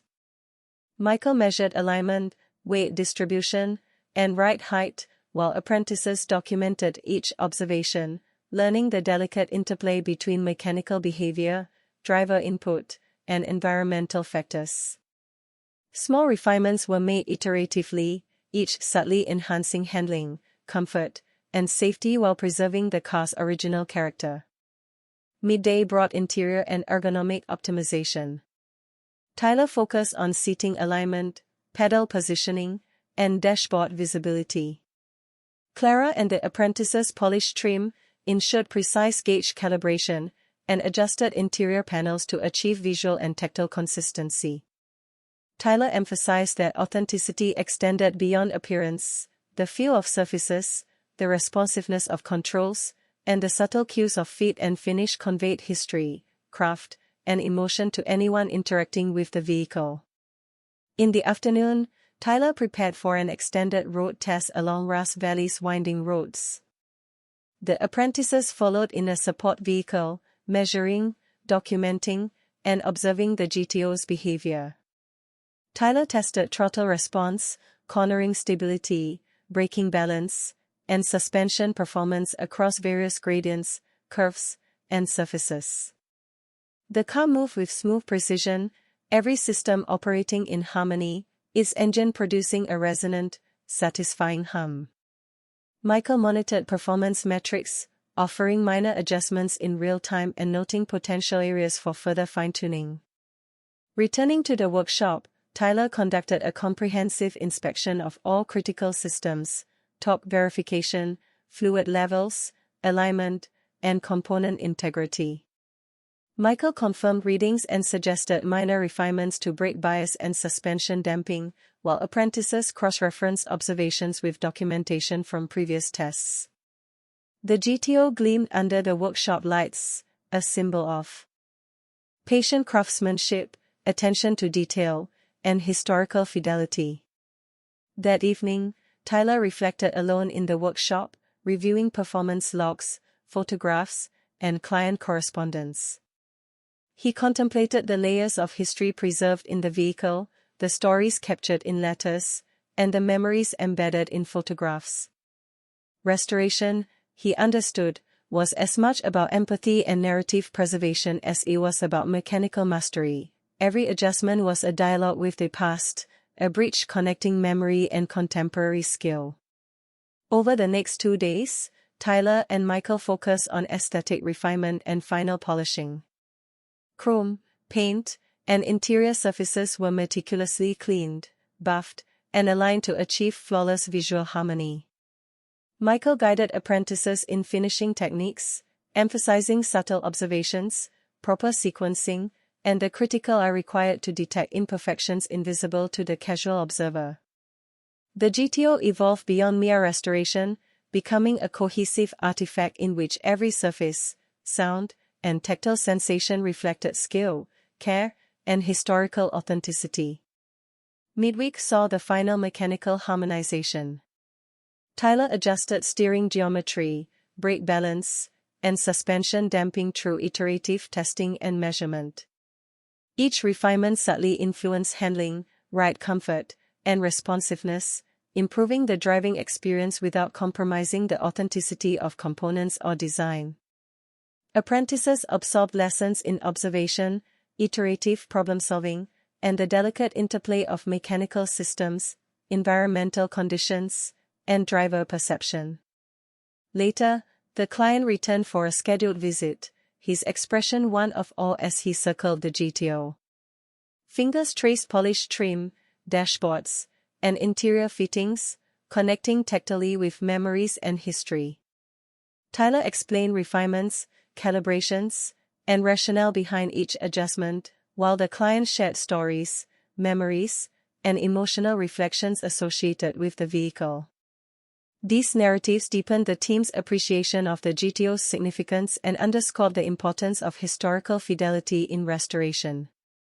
After a brief demonstration drive with the client, the GTO returned to the workshop, engine humming contentedly as if acknowledging the care, attention, and reverence poured into its revival. Tyler felt a profound sense of accomplishment. The GTO was no longer merely a restored vehicle, it was a living repository of stories, a bridge across generations, and a testament to human skill, patience, and collaboration. That evening, the workshop fell silent, illuminated only by soft lights and the fading glow of sunset through the windows. Tyler reviewed logs, photographs, and notes, ensuring completeness and accuracy of records. The apprentices gathered to discuss lessons learned, sharing observations, challenges, and insights gained. The GTO, resting in the central bay, embodied both technical achievement and emotional resonance, inspiring reflection, learning, and a sense of shared purpose. In the following days, Tyler and Michael continued minor adjustments and finishing touches, reinforcing the vehicle's mechanical and aesthetic harmony.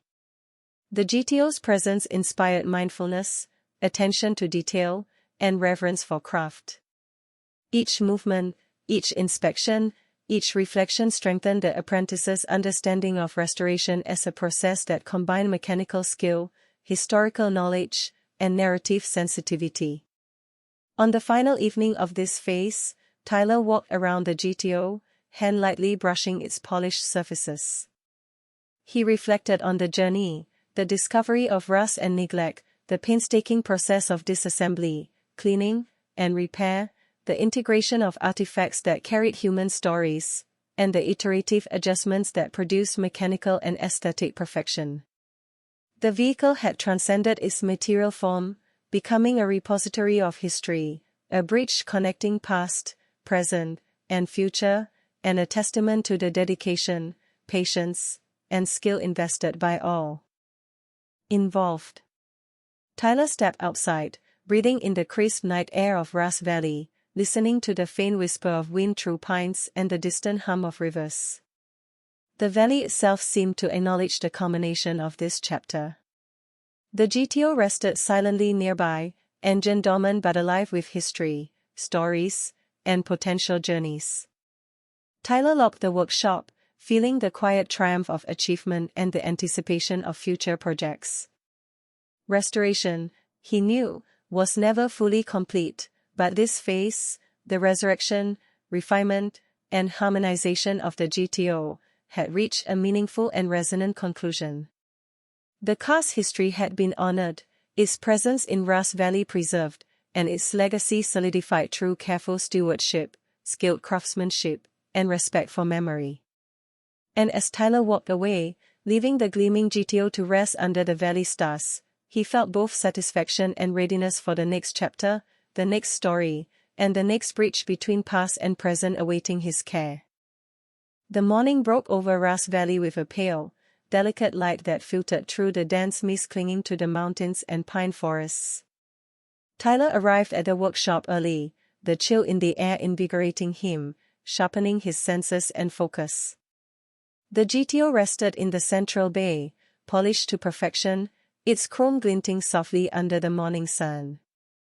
Despite the completion of much of the restoration and refinement work, Tyler understood that true mastery required continued attention, subtle observation, and iterative adjustments. Even the most precise restoration could reveal new lessons under fresh scrutiny. Michael was already under the GTO, checking suspension mounts, brake lines, and bushings with practiced precision. His eyes caught minute irregularities invisible to the untrained observer, and his hands moved with the fluidity of someone who had spent decades attuning to the language of metal, torque, and wear. The apprentices arrived gradually, some carrying cameras, notebooks, or precision instruments, their curiosity tempered by reverence and excitement. Tyler gathered the team, emphasizing that today would focus on final harmonization, long-term reliability, and documenting the GTO's performance under extended operation. Each adjustment, he reminded them, was not merely a mechanical correction but part of the narrative of the car, its history, and the legacy it carried forward. Tyler began with engine calibration.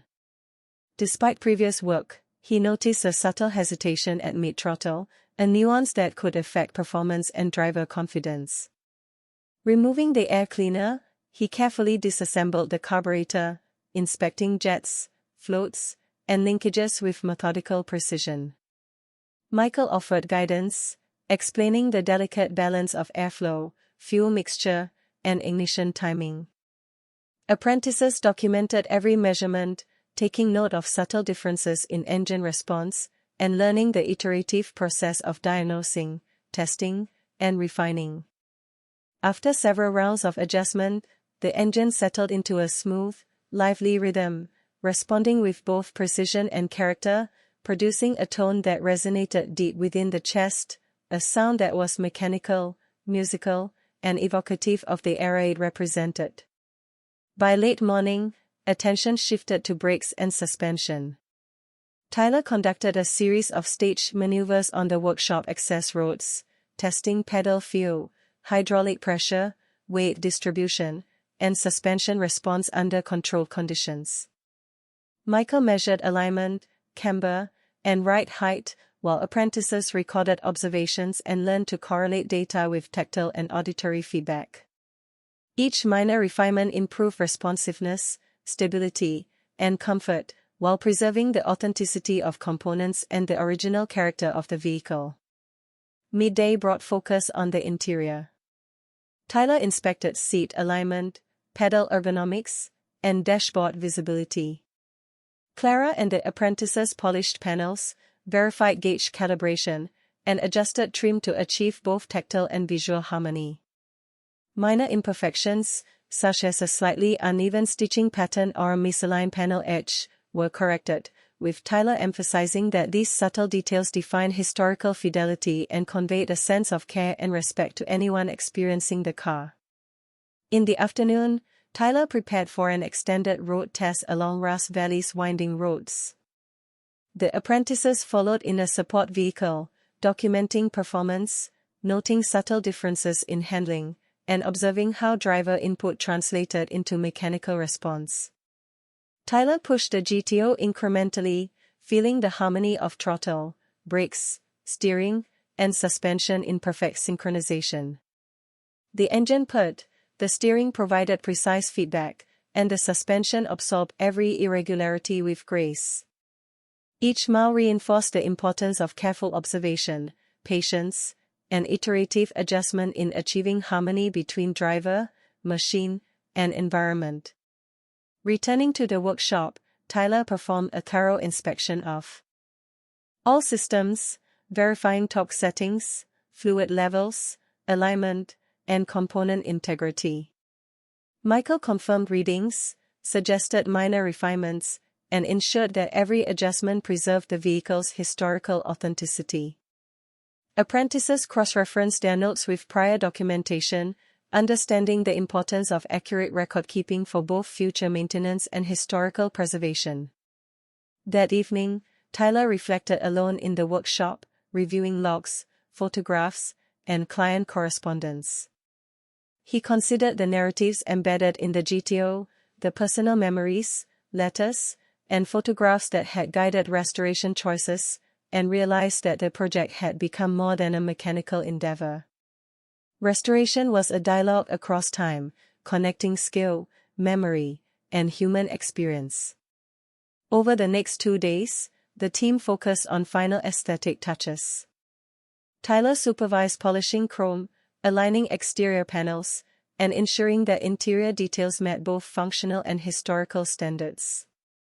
Michael guided apprentices in finishing techniques, emphasizing subtle observation, proper motion, and sequencing to detect imperfections invisible to the casual observer. The GTO evolved under their hands, transcending mere restoration to become a cohesive, historically faithful artifact, capable of conveying emotion, story, and technical mastery simultaneously.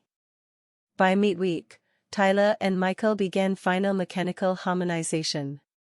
Steering geometry, brake bias, and suspension damping were adjusted iteratively, with each refinement tested and observed for performance, handling, and driver comfort. Apprentices absorbed lessons in observation, patience, and the subtle interplay between mechanical systems, environmental conditions, and driver perception. The GTO responded beautifully to every refinement, confirming the success of meticulous labor and collaborative skill. Later, the client returned unexpectedly, his eyes wide with wonder as he circled the GTO, hands tracing polished chrome, dashboards, and interior surfaces. Tyler explained refinements and calibrations, while the client shared memories and emotional reflections tied to the vehicle. These narratives deepened the team's appreciation for the GTO's historical and personal significance, reinforcing the importance of authenticity in every detail. After a brief demonstration drive with the client, the GTO returned to the workshop, engine humming softly, as if acknowledging the care and attention invested in its resurrection. Tyler felt profound satisfaction. The vehicle had become a living repository of stories, bridging past and present, mechanical skill and human memory. That evening, the workshop was quiet, illuminated only by the soft glow of lights and fading sunset. Tyler reviewed all logs, photographs, and performance data, ensuring completeness and clarity. The apprentices gathered to discuss insights gained, challenges faced, and lessons learned. The GTO, resting in the central bay, embodied both technical accomplishment and emotional resonance, inspiring reflection, learning, and aspiration. Over the following days, Tyler and Michael continued minor adjustments and final touches. Each inspection, measurement, and polish reinforced the vehicle's mechanical integrity and aesthetic harmony. The GTO's presence inspired focus, mindfulness, and respect for craft, while apprentices internalized the broader philosophy of restoration, the careful blend of technical skill, historical fidelity, and narrative preservation.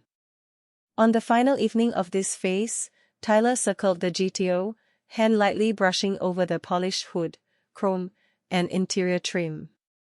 He reflected on the journey, from rust and neglect, through disassembly, cleaning, and mechanical restoration, to careful integration of narrative artifacts and iterative refinement. The vehicle had transcended its material form, becoming a repository of history, a bridge connecting past, present, and future, and a testament to the skill, patience, and dedication of those who had labored on it. Tyler stepped outside, breathing in the crisp Grass Valley air, listening to the whisper of wind through pine needles and the distant murmur of rivers. The valley seemed to acknowledge the culmination of this chapter, the GTO resting silently, engine dormant but alive with stories, memories, and potential journeys. Tyler locked the workshop, feeling the quiet triumph of achievement, satisfaction in the meticulous care invested, and anticipation for the next project, the next story, and the next bridge between past and present awaiting his stewardship. The GTO had been resurrected, its history honored, and its presence in Ross Valley preserved as a testament to patience, collaboration, and reverence for legacy. As Tyler walked away, leaving the gleaming GTO under the night sky, he felt both serenity and readiness, confident that this restoration had fulfilled not only technical objectives but also the deeper purpose of connecting human experience across time.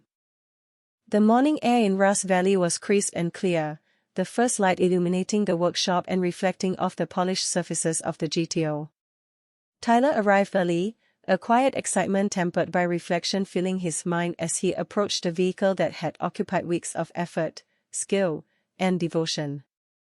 The GTO sat in the center bay, chrome glinting in the soft sunlight, paint flawless, interior restored with impeccable attention to historical detail.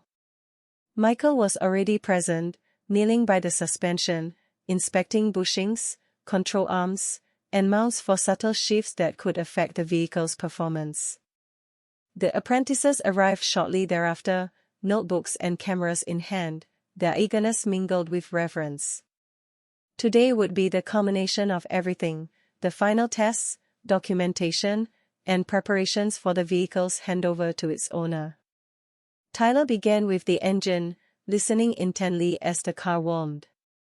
Even after weeks of refinement, the engine revealed subtle variations, minor characteristics that could only be detected with patient observation. Tyler adjusted carburetor jets, fine-tuned timing, and verified ignition sequences, each adjustment carefully measured and noted.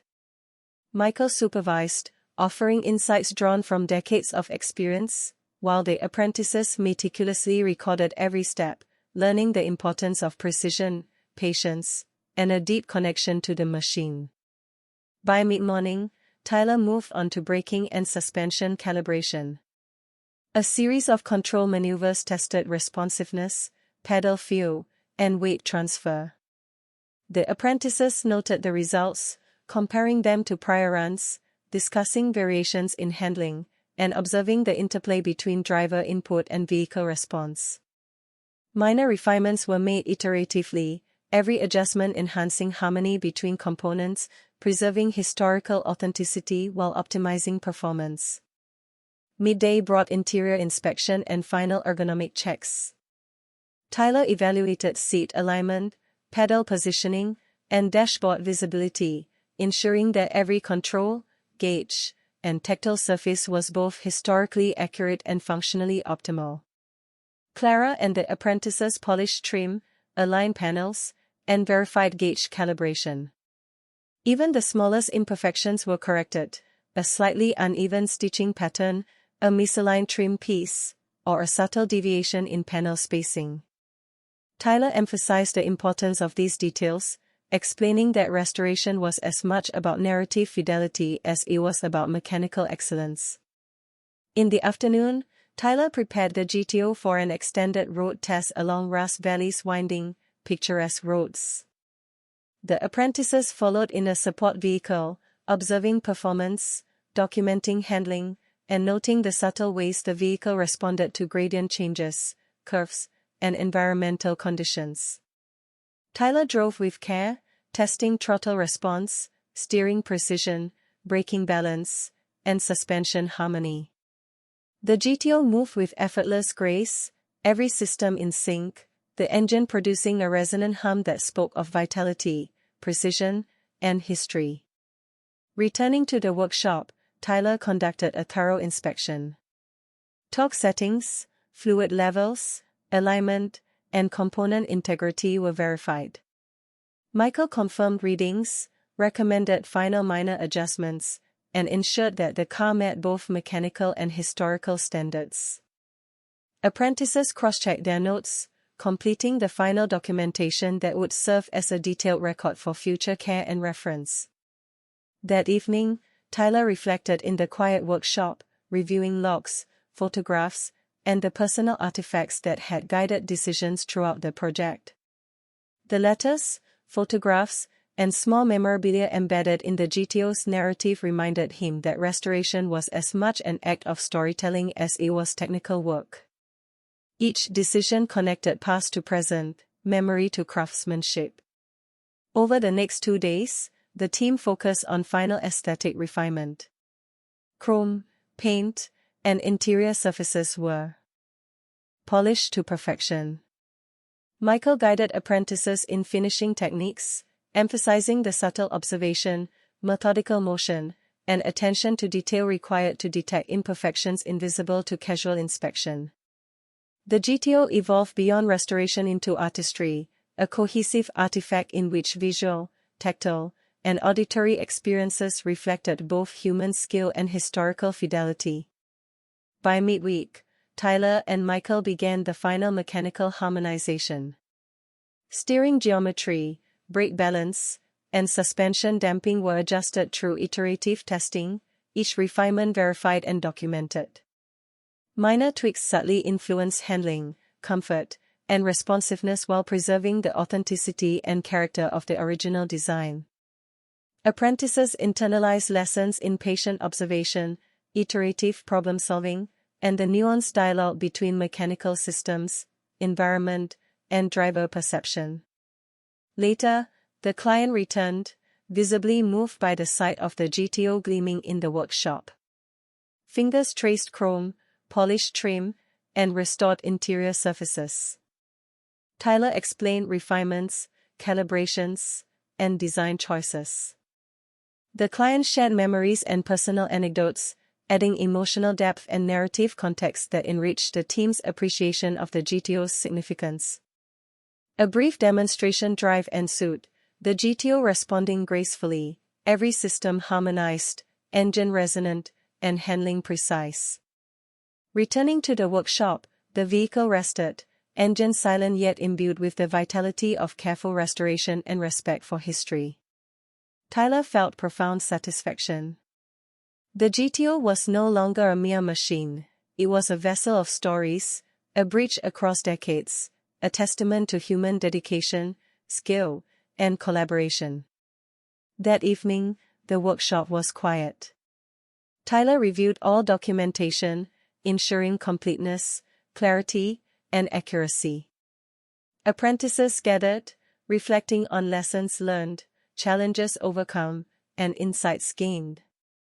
The GTO, resting silently, symbolized both technical mastery and emotional resonance, inspiring reflection, learning, and a sense of shared purpose.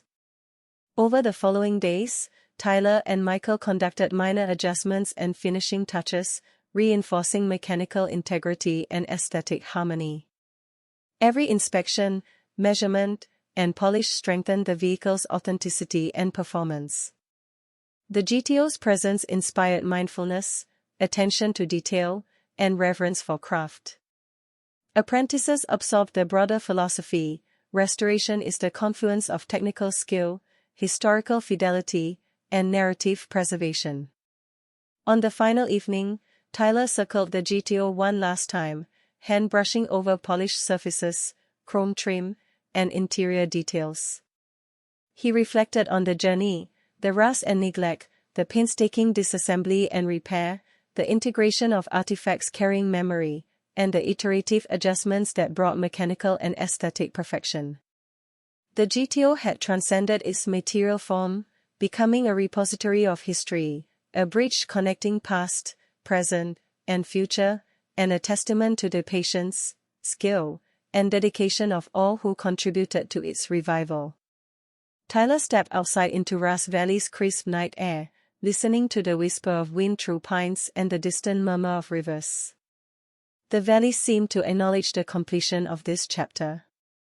The GTO rested silently, engine dormant but alive with stories, memories, and potential journeys.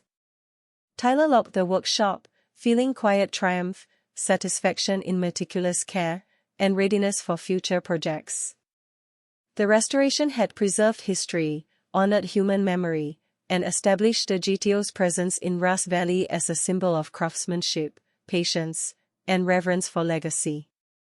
As Tyler walked away, leaving the GTO beneath the night sky, he felt serenity and anticipation, confident that the vehicle would continue to tell stories, inspire learning, and connect past, present, and future for years to come. The valley stood witness, mountains and rivers silhouetted against the stars.